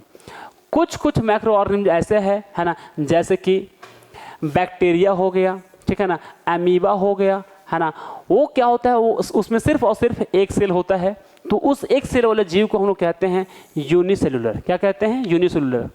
और जो अदर्स है ना, जैसे कि कुछ फंगी हो गया, एल्गी हो गया, ठीक है ना, वो भी उसमें क्या होता है, बहुत सारा सेल होता है। क्या होता है, बहुत सारा सेल्स होते हैं, उसको हम लोग कहते हैं मल्टी सेलुलर। क्या कहते हैं, मल्टी सेलुलर। क्या कहते हैं, मल्टी सेलुलर। और है ना, वो जो होता है ना, पाया जाता है हम लोग के आसपास में। कहाँ पाया जाता है, पानी में हो सकता है, मिट्टी में हो सकता है, हवा में हो सकता है, और हम लोग के, है ना, जो बॉडी है उसके अंदर भी हो सकता है। हाँ, उसके अंदर भी हो सकता है। लेकिन what do their cell look like, उसका सेल दिखता कैसे है ना, क्या उन लोग एक दूसरे से अलग है ना, उसको ऑब्जर्व करने के लिए जो एनिमल सेल है है ना, हम लोग अभी जस्ट पढ़े हैं, ठीक है ना, हम लोग जस्ट पढ़े हैं कि जो सेल है ना माइक्रो ऑर्गेनिज्म का जो सेल है ना, ठीक है ना, उसके बारे में फिर से we need to use microscope, हम लोग फिर से माइक्रोस्कोप का इस्तेमाल करना पड़ेगा, जो क्या करता है, मैग्नीफाई करता है उसके साइज को, उस साइज को बड़ा करके दिखाता है और है ना उसको दिखने में हेल्प करता है, हम लोग को दिखने में मदद करता है। जो साइंटिस्ट है ना, वो भी क्या किए हैं, क्रिएट किए हैं लो कॉस्ट में, क्या लो कॉस्ट में क्रिएट किया है ना, ताकि हम लोग देख सकें, ठीक है ना। बोलता है फोल्डेबल पेपर माइक्रोस्कोप। आजकल तो माइक्रोस्कोप ऐसे है कि भाई इसको फोल्ड करके पेपर के रूप में है, फोल्ड करके जहां मन है वहां ले जाओ, उस तरह का है ना जो फोल्डेबल पेपर जैसे कि होता है ना, फोल्डेबल पेपर माइक्रोस्कोप में be not provide same level of है ना डिटेल लाइक हाई पावर है ना लेबोरेटरी माइक्रोस्कोप। भाई पेपर के फॉर्म में भी माइक्रोस्कोप आ गया है, लेकिन पेपर के फॉर्म वाला जो माइक्रोस्कोप होगा वो उस लेवल का मैग्निफिकेशन नहीं दिखा पाएगा जो कि लेबोरेटरी में माइक्रोस्कोप होता है। ठीक है भाई, चलो आगे चलते हैं, है ना। और बोलता है ना, जबकि उसका वे सभी make the microscopic world accessible, वो सभी चीज़ें जो है जो माइक्रोस्कोपिक वर्ल्ड है उसको भी है ना देखने में हेल्प करता है बहुत सारे लोगों को, है ना। अब हम लोग क्या करते हैं, ध्यान से देखते हैं, है ना, माइक्रोस्कोप के आकर्षक दुनिया को ध्यान से देखते हैं, ठीक है ना। तो भाई इसको एक्टिविटी को है ना आप खुद से पढ़ना यार, है ना। क्या बोला है ना, इस एक्टिविटी में क्या है ना, कि पॉन्ड वाटर लेना है, गंदा पानी लेना है, ठीक है ना, गंदा पानी लेना है, ठीक है ना, और उसको माइक्रोस्कोप से देखना है तो आपको क्या दिखेगा, है ना, उसके बारे में आपको पता चलेगा। तो यहाँ पर हम लोग चलते हैं, है ना, सीधा यहाँ से एक्टिविटी करना है तो आपको क्या पता चलेगा, यहाँ से आपको ध्यान देकर पढ़ना है कि जो माइक्रो ऑर्गेनिज्म आपको दिखेगा ना वो कुछ इस तरह का स्ट्रक्चर आपको दिखेगा, जहाँ पर माइक्रो ऑर्गेनिज्म का जो बेसिक क्लासिफिकेशन किया गया है वो देख सकते हैं आप, 3 है, 1 है, 2 है, 3 है ना, 4 है, ठीक है ना, और नीचे भी है 5 है, ठीक है। तो ये सब है आपका माइक्रो ऑर्गेनिज्म। सबसे पहले आता है ना अमीबा। क्या आता है, अमीबा, जो एक प्रोटोजोआ है। क्या चीज़ है, प्रोटोजोआ होता है ना, क्या प्रोटोजोआ है ना, माइक्रो ऑर्गेनिज्म है, ठीक है ना। प्रोटोजोआ एक माइक्रो ऑर्गेनिज्म का ग्रुप है, उसके अंदर आता है अमीबा। कौन आता है, अमीबा, ठीक है ना। अमीबा का शेप ऐसा होता है, वेरिएबल शेप का होता है, पानी में रहता है, बोलता है सिंगल सेल होता है, मूव करता हुआ रहता है और शेप इसका इरेगुलर होता है। आपको जैसे मन है वैसे खाली गोल गोल घुमा दो और बीच में दे दो न्यूक्लियस, ये बन गया अपना न्यूक्लियस, मतलब कि सेल अमीबा का, यानी कि प्रोटोजोआ हो गया, ठीक है। जो प्रोटोजोआ के अंदर दूसरा जो सेल होता है ना, पैरामीशियम होता है ना, पैरामीशियम का सेल होता है। और ये क्या बोला कि दूसरा माइक्रो ऑर्गेनिज्म कौन है, पैरामीशियम। ये भी क्या होता है, सिंगल सेल होता है ना, क्या होता है, सिंगल सेल होता है, ये भी सिंगल सेल होता है ना, और एक प्लेस से दूसरे प्लेस पर जाता है और मूवमेंट जो अपना करता है ना, वो उसमें स्पेशलाइज स्ट्रक्चर होता है, उसके मदद से करता है, स्पेशल स्ट्रक्चर होता है उसके अंदर, है ना, उसके मदद से करता है। ये जो दिख रहा है ना आपको हेयर लाइक स्ट्रक्चर, उसके मदद से वो क्या करता है, चलने फिरने में हेल्प करता है उसको, ठीक है। चलो भाई बात कर लें, है ना, एल्गी का, बात कर लें, है ना, थोड़ा सा एल्गी का। तो बोलते हैं ना, एल्गी भी क्या होता है, सिंगल सेल होता है और वो हरा दिखता है क्योंकि उसमें प्रेजेंस होता है ग्रीन पिगमेंट, क्लोरोफिल प्रेजेंट होता है, और जो मूवमेंट होता है ना, वो स्पेशलाइज स्ट्रक्चर जो उसके अंदर होता है वो उसको मूवमेंट करने में हेल्प करता है। स्पेशल जो स्ट्रक्चर जो दिख रहा है वो उसको मूव करने में हेल्प करता है, चलने फिरने में मदद करता है। भाई चलो आगे चलते हैं। तो क्या बोला आगे कि भाई ब्रेड मोल्ड है, क्या है, ब्रेड मोल्ड, यानी कि फंगी, क्या है, फंगी। तो इसको बोलते हैं ना, ये कैसा होता है, ब्रांच्ड फिलामेंट होता है ना, लेकिन इसमें क्लोरोफिल नहीं पाया जाता है ना। बोलता है ना कि उसमें थैली के जैसा स्ट्रक्चर होता है, थैली के जैसा स्ट्रक्चर होता है, थैली के जैसा स्ट्रक्चर होता है, ब्रांच फिलामेंट होता है ना, फिलामेंट होता है ना, और क्या रहता है, ब्रांच रहता है, किनारा किनारा सा निकला निकला सा रहता है, ब्रांच रहता है इसका फिलामेंट, ठीक है। और बात करें है ना, तो यदि बात कर ले मोल्ड का, मोल्ड क्या है, एक तरह का फंगी है ना, जो ब्रेड मोल्ड है एक तरह का फंगी है ना। मोल्ड क्या होता है, ये भी ब्रांच्ड फिलामेंट होता है ना, ब्रांच्ड फिलामेंट है, फिलामेंट मतलब ट्यूब लाइक स्ट्रक्चर बहुत चारों तरफ से फैला हुआ रहेगा है ना। इसमें क्लोरोफिल नहीं होता है ना, बोलता है क्लोरोफिल नहीं होता है, ब्रश लाइक स्ट्रक्चर होता है। आपको लगेगा देखने में ना कि ब्रश है जिसपे हम लोग पोछा मारते हैं, ठीक है, ऐसा लगेगा देखने में। एल्गी, ठीक है ना, ये क्या होता है, स्फेरिकल होता है, गोल गोल सा आपको देखने में लगेगा है ना, और उसमें क्लोरोफिल पाया जाता है, उसमें ग्रीन पिगमेंट पाया जाता है, हरा हरा सा आपको गोल गोल सा नज़र आएगा, ये होता है कौन, एल्गी। और ये आपको तालाब वगैरह में, नाली वगैरह में बहता हुआ मिल जाएगा। अगला जो माइक्रो ऑर्गेनिज्म है ना, वो है कौन, बैक्टीरिया। कौन सा है, बैक्टीरिया है। कौन है, बैक्टीरिया। तो बैक्टीरिया जो है ना सो स्फेरिकल भी हो सकता है ना, थोड़ा सा राउंड शेप का भी हो सकता है ना, और फिर काजू का शेप का है ना, ये जो है ना सो स्पाइरल भी हो सकता है और रॉड शेप का भी हो सकता है। जैसे कि ये स्पाइरल है ना, ये कर्व है, ये रॉड शेप का है, और ये है ना स्पाइरल। तो बोला कि स्फेरिकल का हो सकता है ना, कॉमा शेप का हो सकता है, स्पाइरल हो सकता है, रॉड शेप का हो सकता है ना, और लंबा हेयर लाइक स्ट्रक्चर भी हो सकता है। बहुत सारा जो छोटा छोटा हेयर लाइक प्रोजेक्शन निकला हुआ होता है उसके बॉडी के पार्ट में, बहुत सारा हेयर लाइक स्ट्रक्चर उसमें निकला हुआ रहता है। चलो भाई समझ आ गया, आगे चलते हैं। NCERT का उड़ाते हैं धजिया धजिया, ठीक है ना।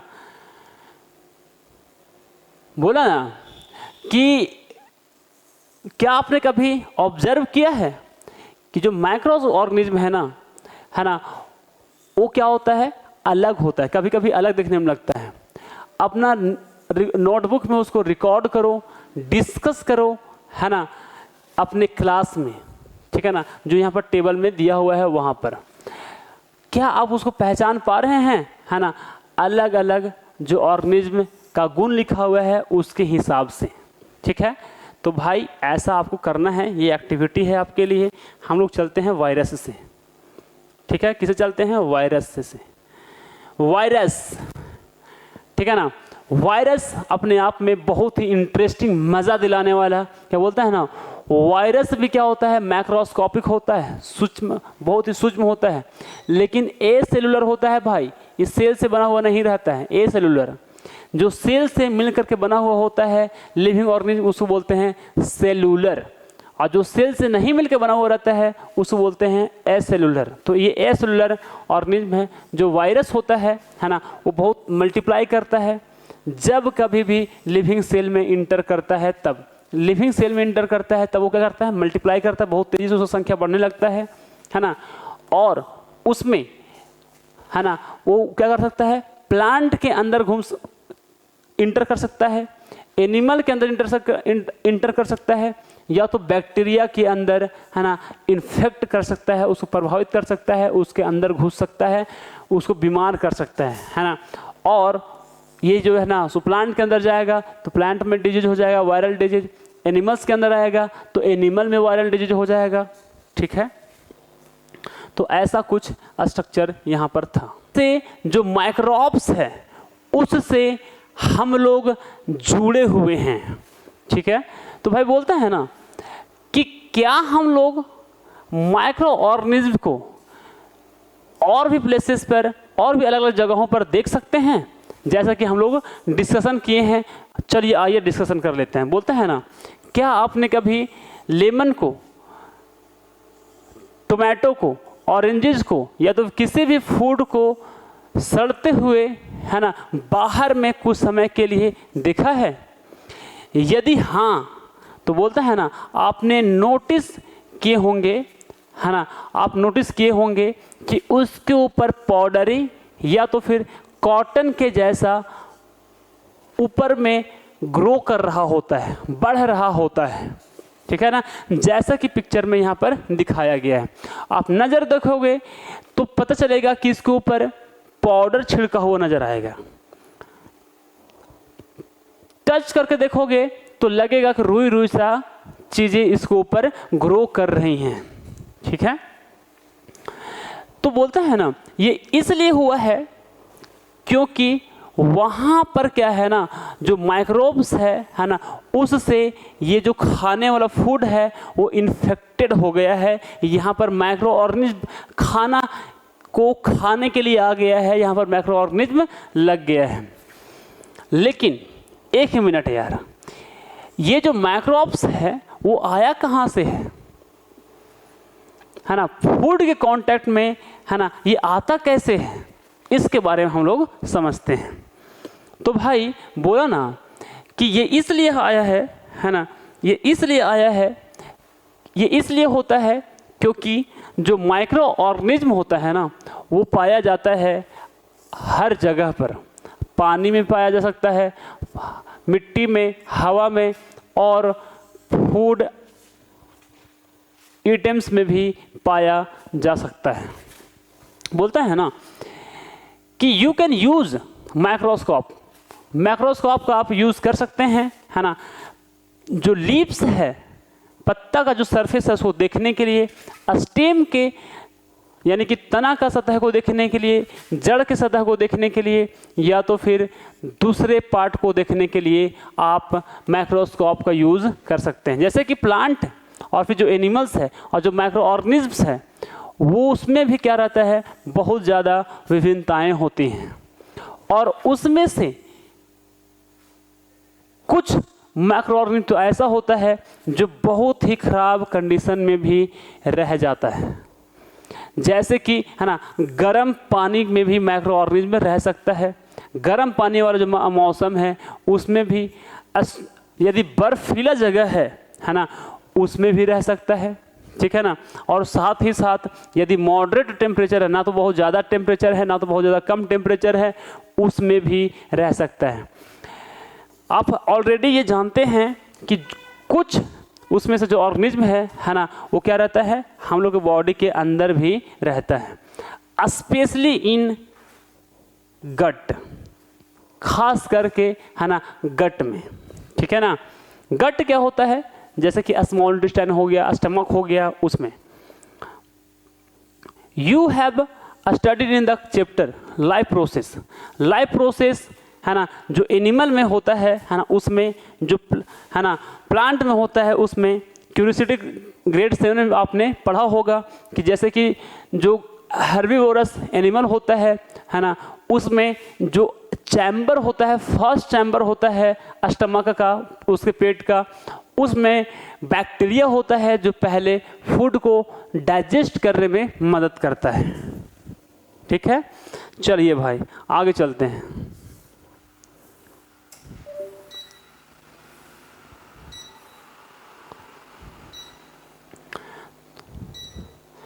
तो माइक्रो ऑर्गेनिज्म का, है ना, हम लोगों के रियल लाइफ में, हम लोग के डे टू डे लाइफ में बहुत ज़्यादा इम्पॉर्टेंट है, बहुत ज़्यादा इम्पॉर्टेंट रोल है। उन इम्पॉर्टेंट रोल के बारे में समझते हैं।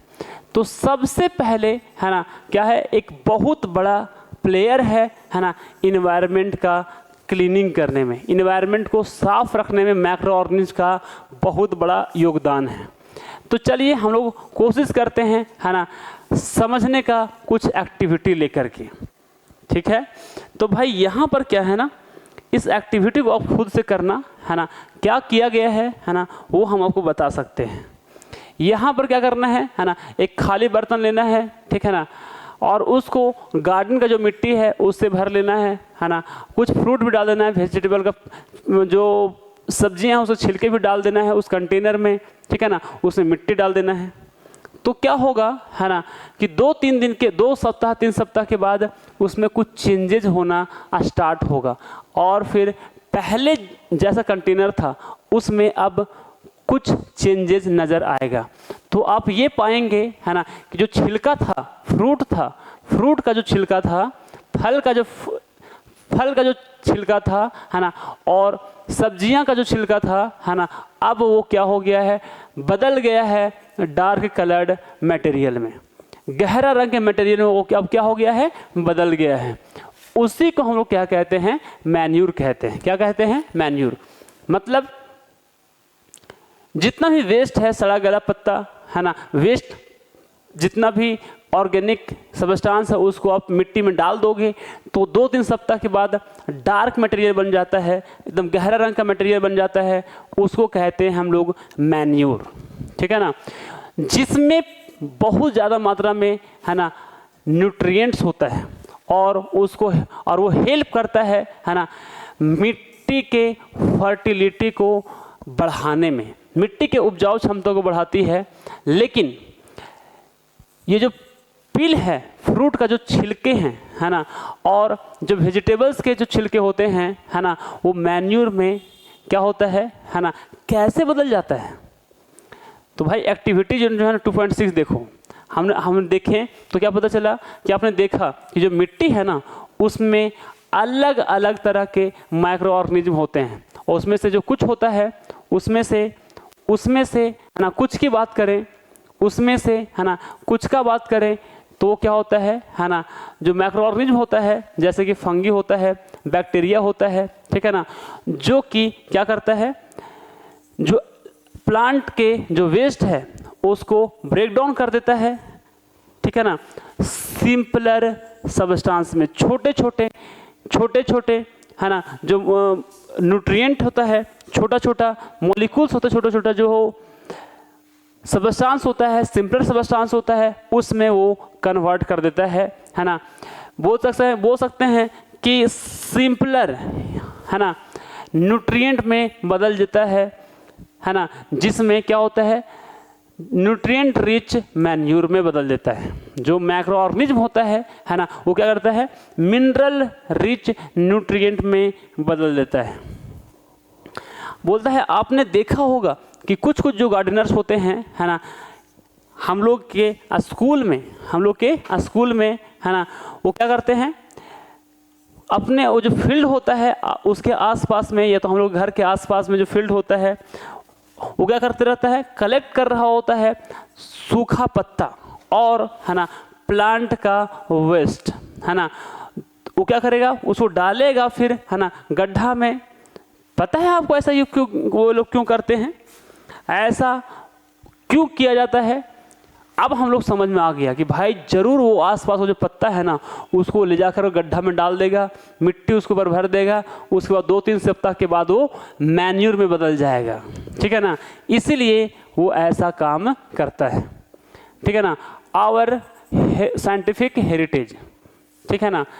तो हम लोग का जो वैज्ञानिक है ना विरासत है, ठीक है ना, उसके बारे में समझते हैं। बोलता है ना जो इंडियन है ना टेक्स्ट में यदि देखे होंगे आप है ना, भारत के टेक्स्ट में वेद में देखिएगा है ना, तो have reference of word creamy word का वहाँ पर यूज़ किया गया है, जिसका मतलब होता है ना बहुत छोटा चीज़, जैसे कि हो गया दृश्य विजिबल, अदृश्य है ना इनविजिबल, जो दिखता है नहीं दिखता है।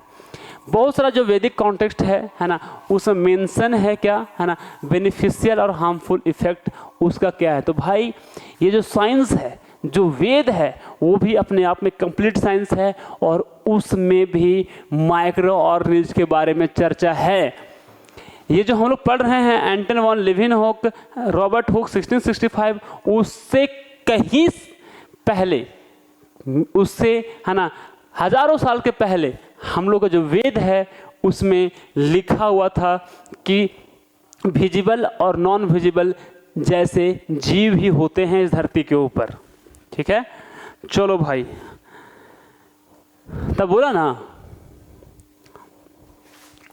यदि आप है ना ध्यान से देखो तो आप देख सकते हैं कि जो डिकेइंग प्लांट होता है, प्लांट मर जाता है, सड़ जाता है ना, वो डिकेइंग प्लांट्स है ना, और फिर जो झड़ा हुआ पत्ता है ना, वो कंटेनर में स्टोर रहता है, कंटेनर में उसे उसको स्टोर करें है ना, जो गार्डन में पड़ा हुआ है उस कंटेनर में यदि उसको हम लोग स्टोर करें, ये तो जो सड़ा हुआ पत्ता हुआ जो गिरा हुआ है गार्डन में है ना, वो क्या होता है, धीरे धीरे गायब हो जाता है। कुछ समय के बाद हम लोग के चारों तरफ से वो क्या हो जाता है, गायब हो जाता है। गायब क्यों हो जाता है, वो इसलिए गायब हो जाता है क्योंकि जो माइक्रो ऑर्गेनिज्म जो होता है ना, माइक्रो ऑर्गेनिज्म जो होता है ना, वो ब्रेक डाउन कर देता है ना, कॉम्प्लेक्स सब्सटेंसेस जो गिरा हुआ है ना पत्ता के रूप में, उसको सिंपलर सब्सटेंसेस में, जिसमें न्यूट्रिएंट ज़्यादा मात्रा में पाया जाता है, जिसमें क्या होता है, न्यूट्रिएंट ज़्यादा मात्रा में पाया जाता है, उस प्रोसेस को हम लोग कहते हैं डिकम्पोजिशन। क्या कहते हैं, डिकम्पोजिशन कहते हैं। भाई बहुत ही आसान है, जितना भी पत्ता वक्त झड़ गया है ना, चाहे वेस्ट है प्लांट और एनिमल का है ना, वो क्या हो जाता है, धीरे धीरे धीरे धीरे धीरे अपने आप गायब हो जाता है, क्योंकि माइक्रो ऑर्गेनिज्म उसको सिंपलर सब्सटेंस में कन्वर्ट कर देता है जिसमें न्यूट्रिएंट ज़्यादा मात्रा में होता है। ठीक है ना, ये जो न्यूट्रिएंट है वो फिर से मिट्टी में चला जाता है और जो प्लांट को क्या करता है, उसको बढ़ने में उसको मदद करता है।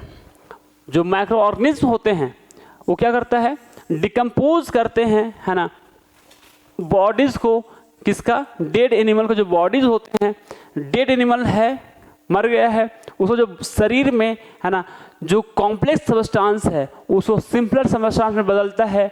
सिंपलर सब्सटेंस में बदलने का मतलब ये हुआ कि उसको है ना जो न्यूट्रिएंट फॉर्म में फिर से मिट्टी में कन्वर्ट कर देता है।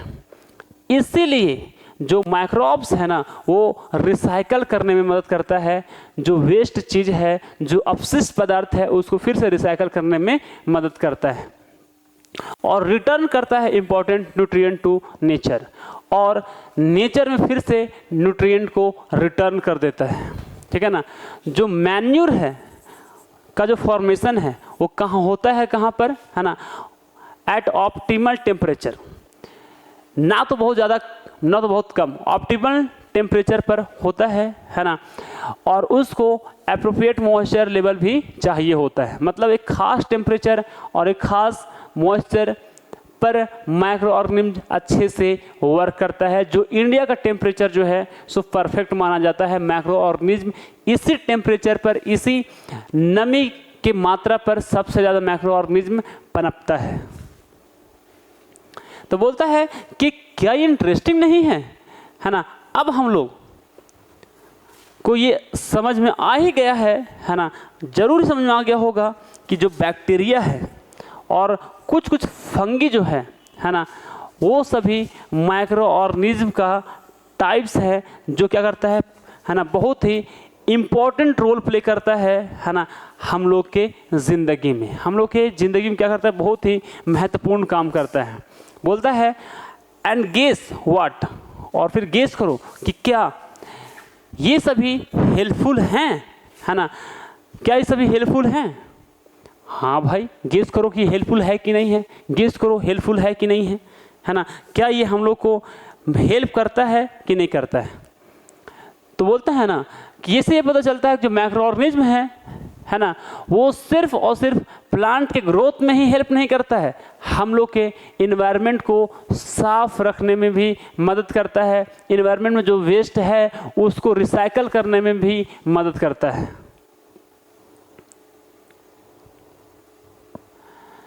तो सोचो भाई, यदि हम लोग के आसपास में यदि माइक्रोब्स ना हो तो क्या होगा। पूरा धरती जो है ना गंदगी से भर जाएगा, इतना ज़्यादा आदमी वेस्ट करता है।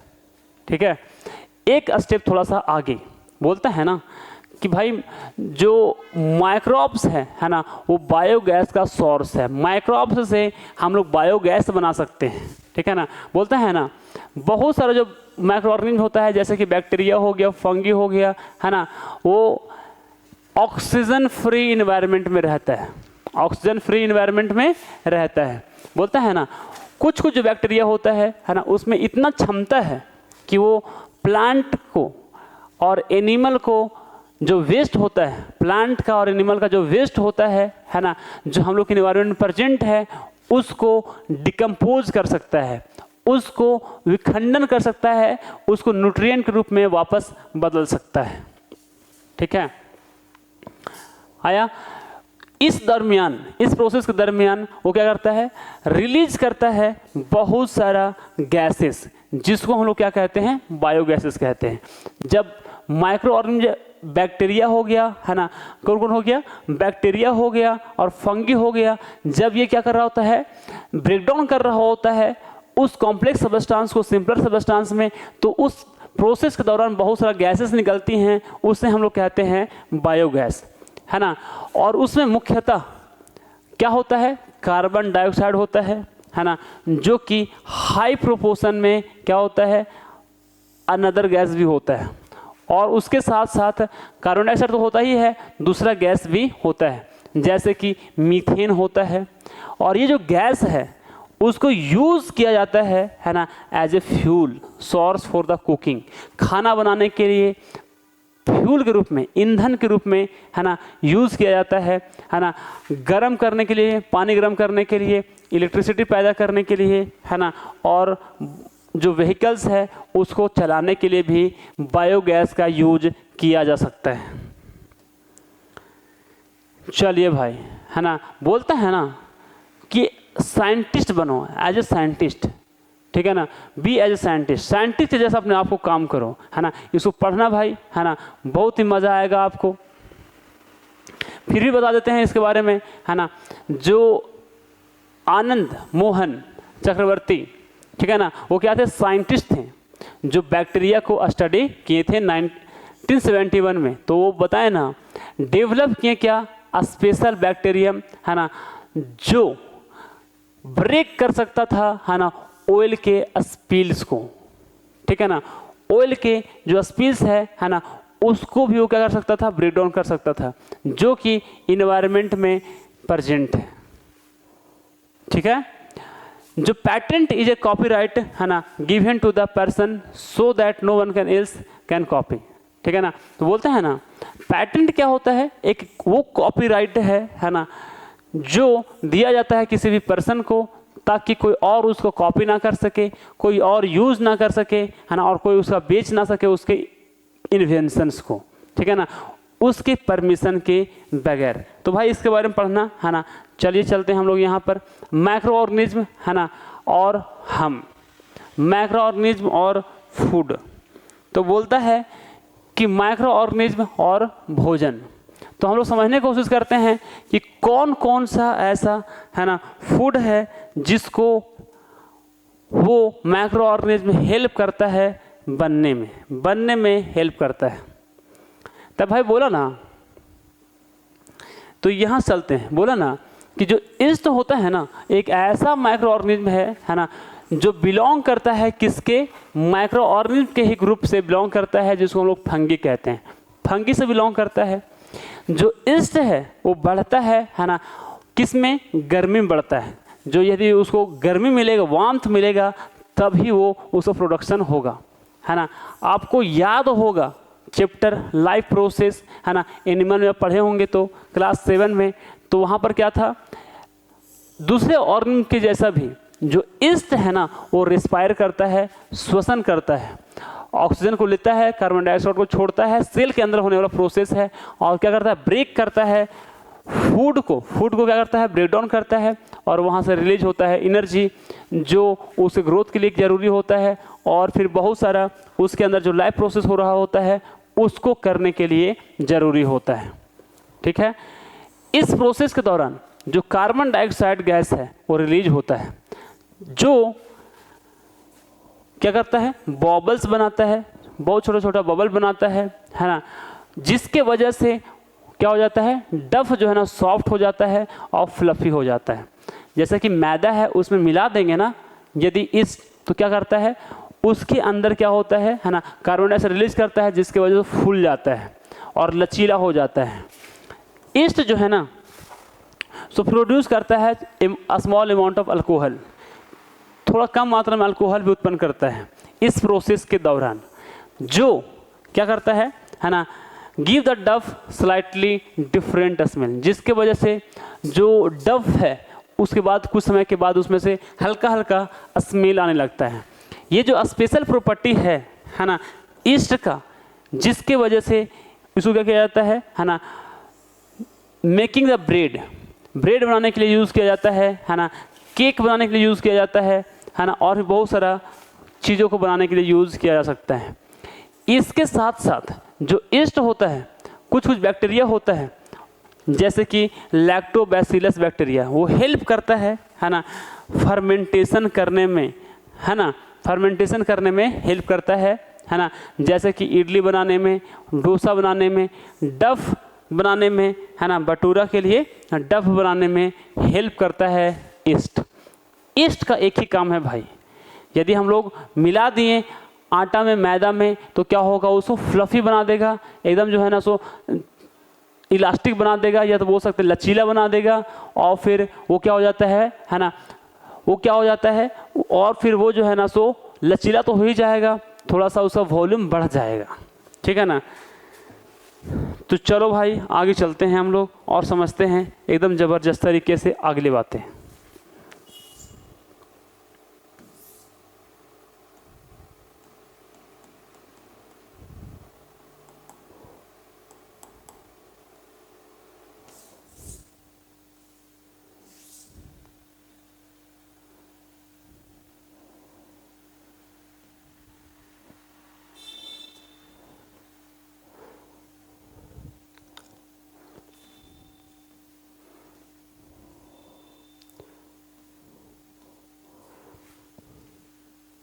चलो भाई यहाँ से देखते हैं क्या बोलता है ना, वो ध्यान से समझिएगा क्या बोल रहा है ना। आपने ये ऑब्जर्व किया होगा कि जो बॉल है ना, मान लो ए है, जो मिल्क है ना, उसको वो क्या कर देता है ना, दही में बदल देता है। कुछ घंटा के बाद वो जो है क्या हो जाता है, थोड़ा सा खट्टा हो जाता है। और जब कभी भी जो बॉल बी है ना, उसमें मिल्क हैज़ नॉट कर्डल्ड, यदि मिल्क को अच्छे से चलाया ना जाए तो हो सकता है ना कि थोड़ा खट्टा कम हो। जानते हैं आप ऐसा क्यों होता है? कर्ड में क्या होता है ना, बहुत सारा टाइप का बैक्टीरिया पाया जाता है, और उसमें से एक है लैक्टोबैसिलस बैक्टीरिया। और ये जो बैक्टीरिया होता है ना, वो उसके अंदर जो शुगर होता है ना, मिल्क के अंदर जो शुगर होता है उसको खाता है, जिसको हम लोग क्या कहते हैं, लैक्टोज कहते हैं। दूध में जो पाया जाता है शुगर है ना, उसको खाता है, और जब खाता है तो रिलीज करता है एसिड, है ना, लैक्टिक एसिड। और उस लैक्टिक एसिड के वजह से क्या हो जाता है, दूध जो है सो दही में कन्वर्ट हो जाता है। क्या होता है ना, क्या होता है, दूध जो है ना दही में कन्वर्ट हो जाता है। चलिए भाई, है ना, अब चलते हैं हम लोग आगे और समझते हैं बहुत ही ज़बरदस्त तरीके से।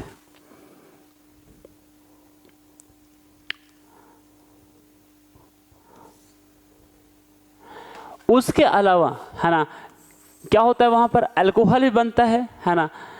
जैसे अल्कोहल जो बनाता है ईस्ट, और ये जो बैक्टीरिया है वो प्रोड्यूस करता है क्या, लैक्टिक एसिड, जो कि कर्ड को बनने में हेल्प करता है। ठीक है, अब भाई हम लोग चलाते हैं है ना, यहाँ पर है ना एकदम ज़बरदस्त तरीके से, एकदम मज़ा आने वाला है। बोलता है ना, हम लोग कैटेगराइज कर सकते हैं माइक्रो ऑर्गेनिज्म को अलग अलग कैटेगरी में हम लोग उसको क्या कर सकते हैं, क्लासिफाई कर सकते हैं।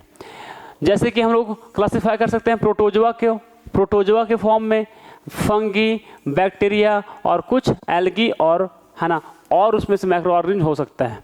जो कुछ बैक्टीरिया होता है जैसे कि राइजोबियम हो गया है ना, वो क्या बना लेता है स्वेलोन है ना रीजन, एक फूला हुआ है ना, एक वैरिड, एक फूला हुआ एक कंबाइन फॉर्म, एक कंबाइन क्षेत्र बना लेता है ना, उसको हम लोग कहते हैं नोड्यूल्स।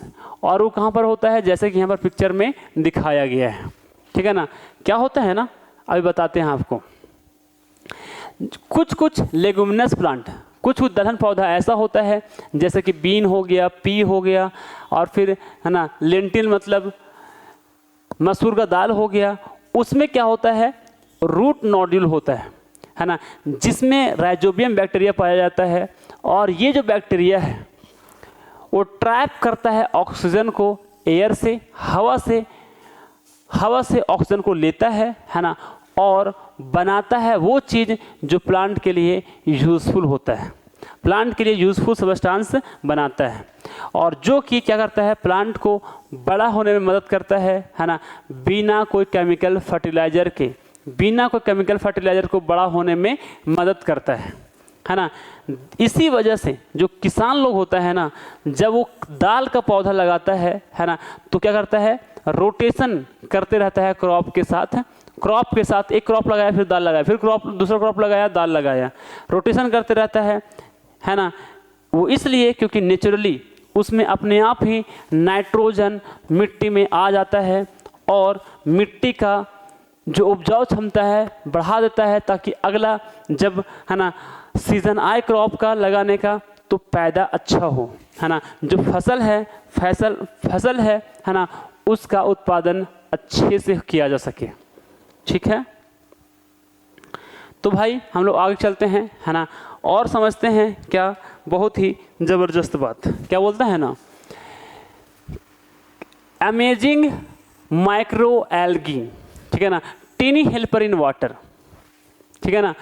एल्गी के बारे में पढ़ेंगे तो बोलता है ना, जो माइक्रो एल्गी है ना, वो क्या होता है, माइक्रोस्कोपिक प्लांट होता है, जैसे कि ऑर्गेनिज्म जो क्या रहता है, पानी में रहता है, या तो मिट्टी में रह सकता है, हवा में रह सकता है, और फिर ट्री पर भी रह सकता है, और क्या करता है, अपना खाना खुद बनाता है ना, सनलाइट के यूज़ करके। ठीक है, जब वो ऐसा करता है तो क्या करता है, ऑक्सीजन रिलीज करता है और प्रोड्यूस करता है ना, क्या, more than half of the earth oxygen supply. जितना प्लांट मिल करके जितना ऑक्सीजन सप्लाई करता है ना, उसका आधा से ज़्यादा भाग कोई यदि ऑक्सीजन सप्लाई करता है तो अकेले करता है कौन, एल्गी करता है ना। उसमें क्या होता है, पाया जाता है ना, उसमें होता है बहुत सारा न्यूट्रिएंट्स, ठीक है ना, जो क्या करता है ना, food source for many aquatic animal. और फिर वहाँ पर एक्वेटिक एनिमल बहुत सारे जो पाए जाते हैं उसके लिए फूड का वो साधन होता है कौन, है ना, एल्गी। कुछ कुछ हो सकता है एल्गी, है ना, बोलता है अस्पैरुलिना, है ना, और बोल सकता है क्लोरीला, है ना, और फिर डाइटोम्स, ठीक है ना। ये सब यूज बाय ह्यूमंस, है ना, ह्यूमंस इसको इस्तेमाल करते हैं एज ए, है ना, हेल्दी सप्लीमेंट्स के रूप में इस्तेमाल करते हैं। ठीक है ना, ये सब क्या है ना, अस्पिरुलिना, है ना, क्लोरीला, और फिर डाइटोम्स, है ना, इसका यूज़ करते हैं ह्यूमन लोग अपने आप को हेल्दी करने के लिए, स्वस्थ रखने के लिए, है ना, या तो फिर मेडिसिन के रूप में। जो मैक्रो एल्गी बोल रहे हैं, है ना, वो क्या करता है, पानी को साफ रखने में मदद करता है ना, और क्या करता है, बायोफ्यूल भी बनाने में मदद करता है। क्या करता है, बायोफ्यूल भी बनने में मदद करता है। बोलता है ना, जबकि पॉल्यूशन जो होता है, या तो क्लाइमेट जब चेंज होता है तो जो हैबिटेट का डिस्ट्रक्शन होता है ना, वहाँ पर जो हैबिटेट है उन लोगों का नष्ट हो जाता है ना। ये क्या है, सबसे बड़ा खतरा है माइक्रो एल्गल डाइवर्सिटी का, है ना, and abundance. It is important, ये बहुत ही ज़रूरी है कि इसको कंजर्व करें, है ना, छोटा ऑर्गेनिज्म को, है ना, क्योंकि ये इन्वायरमेंट को प्रोटेक्ट करता है। इन्वायरमेंट को प्रोटेक्ट करेंगे, है ना, तो ये जीवित रह पाएगा, और ये मेंटेन करता है ऑक्सीजन बैलेंस ऑन अर्थ का ऑक्सीजन बैलेंस को बना कर रखता है। जैसे बताएं, आधा से अधिक अकेले सिर्फ और सिर्फ जो एल्गी होता है वो क्या करता है, इन्वायरमेंट को ऑक्सीजन सप्लाई करता है। तो बहुत ही ज़रूरी है ना, इसका प्रोटेक्शन, ठीक है ना, क्योंकि क्लाइमेट चेंज होने की वजह से, पोल्यूशन की वजह से इसका जो घर है वो धीरे धीरे बर्बाद होता जा रहा है। ठीक है भाई, आगे चलते हैं हम लोग एकदम ज़बरदस्त तरीके से। अगला,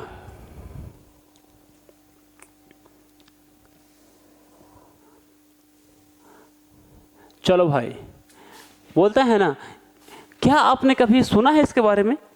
क्या आपने कभी सुना है ना, स्पिरुलिना के बारे में सुना है? तो बोलता है क्या होता है, एक माइक्रो एल्गा है। क्या चीज़ है? एक एल्गी है। सिंगल बोले तो एल्गी, प्लूरल बोले तो एल्गा, है ना।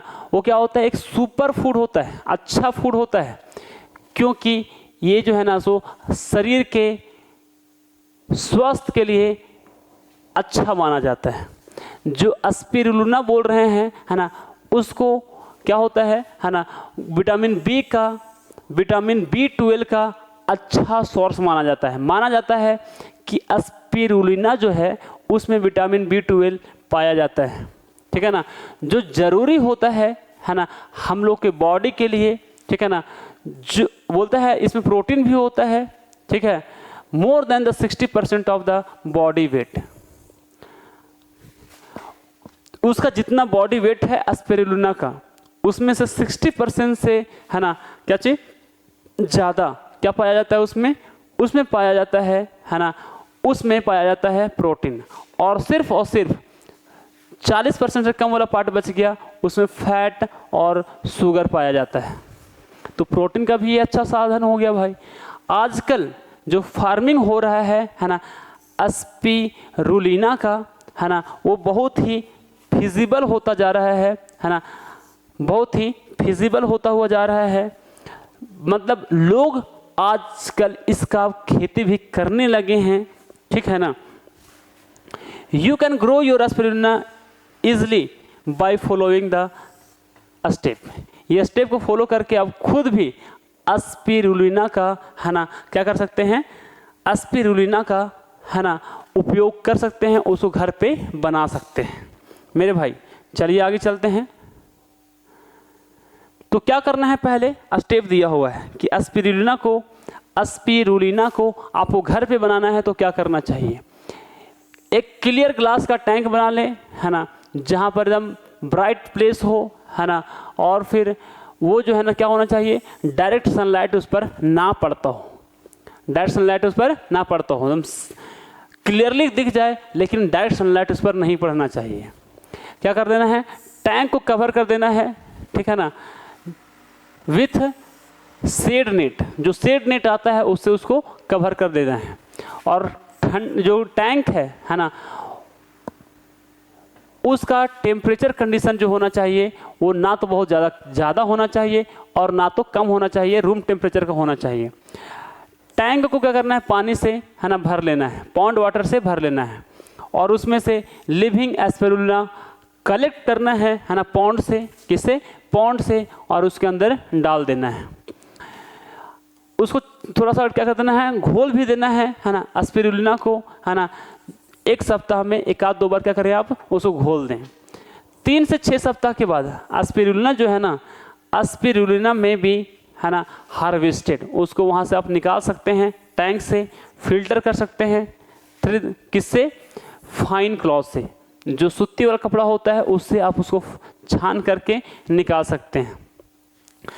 जो माइक्रो एल्गा है उसका जो कंजर्वेशन किया जाना, है ना, एक अच्छा काम है ना, जो कि ensuring the food security and livelihood, ठीक है ना, एंड डेवलपमेंट। इससे क्या होगा, जो फूड का कमी है ना, वो दूर होगा, जो लिवलीहुड है ना, उसका डेवलपमेंट होगा, जो जीवन यापन है उसमें विकास होगा, उसका सुधार होगा। ठीक है, तो चलो भाई,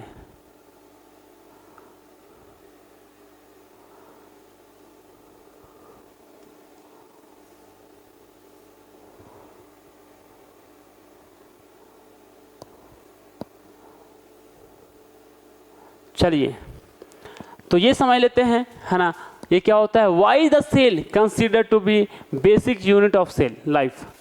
किसी भी लिविंग ऑर्गेनिज्म का सबसे छोटा इकाई सेल को क्यों माना जाता है? बोला ना कि जो बॉडी होता है लिविंग ऑर्गेनिज्म का, है ना, वो बहुत ही, है ना, छोटा छोटा, है ना, बनने वाला टुकड़ा से बना है, जिसको हम लोग कहते हैं सेल। और जो सिंगल सेल होता है ना, उसमें क्या होता है, अलग अलग तरह का कंपोनेंट्स होता है, बहुत अलग अलग तरह का कंपोनेंट्स होता है ना, जो हेल्प करता है ऑर्गेनिज्म को अलग अलग काम करने में। जो बॉडी होता है सभी, है ना, प्लांट का और एनिमल का, है ना, वो बहुत सारा सेल से मिलकर बना हुआ होता है, इसीलिए दे आर कॉल्ड मल्टीसेलुलर। इसीलिए उसको क्या बोला जाता है, मल्टीसेलुलर कहा जाता है, मतलब बहुत सारा सेल वाला ऑर्गेनिज्म, बहुत सारा सेल वाला ऑर्गेनिज्म। क्या होता है ना, मल्टीसेलुलर में जो ऑर्गेनिज्म होता है ना, उसमें सेल क्या करता है ना, बहुत सारा अलग अलग स्पेशल फंक्शन करता है, स्पेशल काम करता है, ठीक है ना, लेकिन आल्सो कोऑपरेट।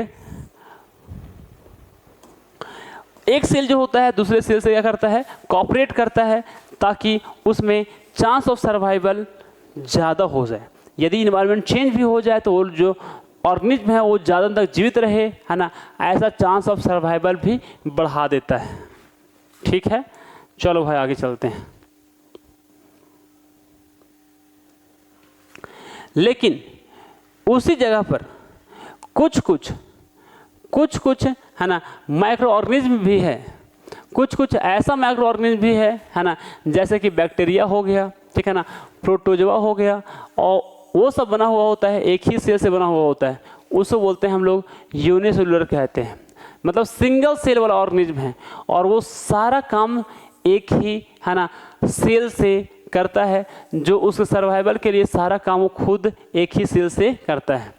जैसे कि और भी माइक्रोब्स है, जैसे कि एल्गा हो गया, फंगी हो गया, ये जो होता है ना, सो मोर देन वन सेल से बना हुआ होता है, एक से ज़्यादा सेल से मिलकर बना हुआ होता है, ठीक है ना। जैसे कि ईस्ट है वो यूनिसेलुलर फंगस है, जबकि जो मोल्ड है ना, वो मल्टीसेलुलर फंगस है, ठीक है ना।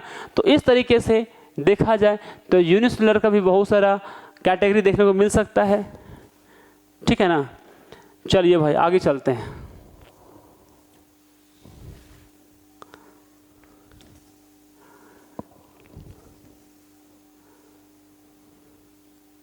ठीक है, तो बोलता है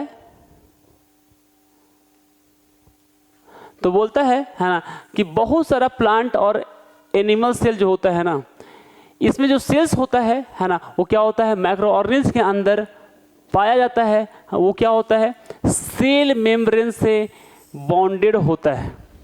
बोलता है ना, जैसे कि सेल जो होता है ना फंगी का, उसमें एडिशनली सेल वॉल भी होता है। याद रखिएगा, कौन सा ऐसा माइक्रो ऑर्गेनिज्म है ना, उसमें सेल वॉल पाया जाता है। भाई प्लांट और जो एनिमल सेल है ना, आया उसमें तो सेल मेम्ब्रेन होता ही है, ठीक है।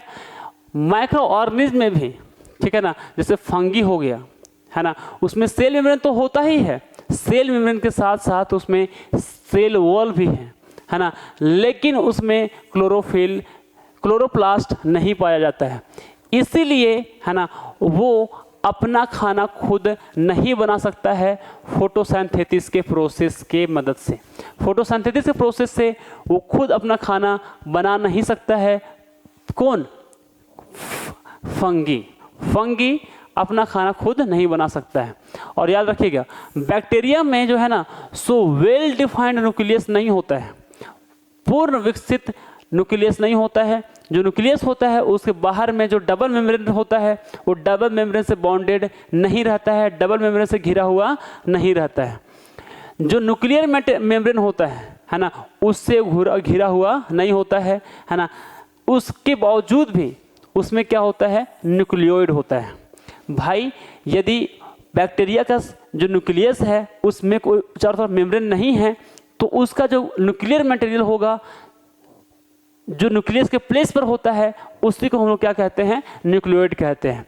और ये जो गुण है है ना, वो क्या करता है, उसको अलग बनाता है ना, दूसरे सेल से, जैसे कि ईस्ट के सेल से, प्रोटोजोआ के सेल से, एल्गी का सेल से, फंगी का सेल से, और फिर प्लांट का सेल से और एनिमल का सेल से। ठीक है, ठीक है ना, इस बात को आप ध्यान रखिएगा। बैक्टीरिया का जो सेल है ना, उसको क्या करता है, अलग बनाता है ना, ये सभी गुण। बोलता है we have only looked a few basic cell structure, कुछ बेसिक सेल स्ट्रक्चर हम लोग देखे हैं, है ना। जो सेल होता है ना, उसमें और भी कंपोनेंट्स होते हैं, है ना, जो हम लोग हायर क्लासेस पढ़ेंगे, आगे वाले क्लासेस में पढ़ेंगे, 11th में पढ़ेंगे। ठीक है ना, आगे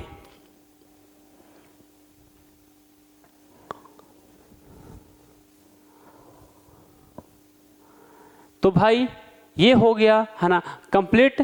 अब हम लोग का ये चैप्टर हो गया द एंड। बोलता है ना, अब हम लोग यू मस्ट हैव अंडरस्टैंड, आप समझ गए होंगे कि जितना भी लिविंग ऑर्गेनिज्म है ना, माइक्रो ऑर्गेनिज्म के साथ सब जो है ना, सो एक या तो ज़्यादा सेल से मिलकर बना हुआ होता है। उसका सेल अलग हो सकता है ना, वो एक दूसरे से अलग हो सकता है, उसके शेप साइज अलग हो सकता है, अलग अलग जो सेल है उसका शेप अलग हो सकता है, उसका स्ट्रक्चर अलग हो सकता है। प्लांट और एनिमल जो सेल है ना, उसमें भी डिफरेंसेस हो सकता है ना। हम लोग समझ गए हैं कि क्या डिफरेंस होता है एक ऑर्गेनिज्म से दूसरे ऑर्गेनिज्म में, उसके अंदर क्या क्या है ना अलग होने की वजह से वो अलग दिख रहा होता है। ठीक है ना, इस चैप्टर में है ना वी हैव लर्न, पढ़ चुके हैं कि बेनिफिशियल माइक्रो ऑर्गेनिज्म भी है, हम लोग के आसपास में हम लोग हेल्प करने वाला माइक्रो ऑर्गेनिज्म भी है, और कुछ कुछ माइक्रो ऑर्गेनिज्म ऐसा है जिसके वजह से हम लोग को बीमारी होता है। ठीक है ना, प्लांट में और एनिमल में बीमारी का कारण बनता है। तो भाई और पढ़ेंगे हम लोग अगले चैप्टर में। आज की क्लास के लिए ये जो चैप्टर था है ना, कौन सा माइक्रो ऑर्गेनिज्म वाला, कैसा लगा कमेंट में जरूर बताइएगा। आज के लिए इतना ही, जय हिंद।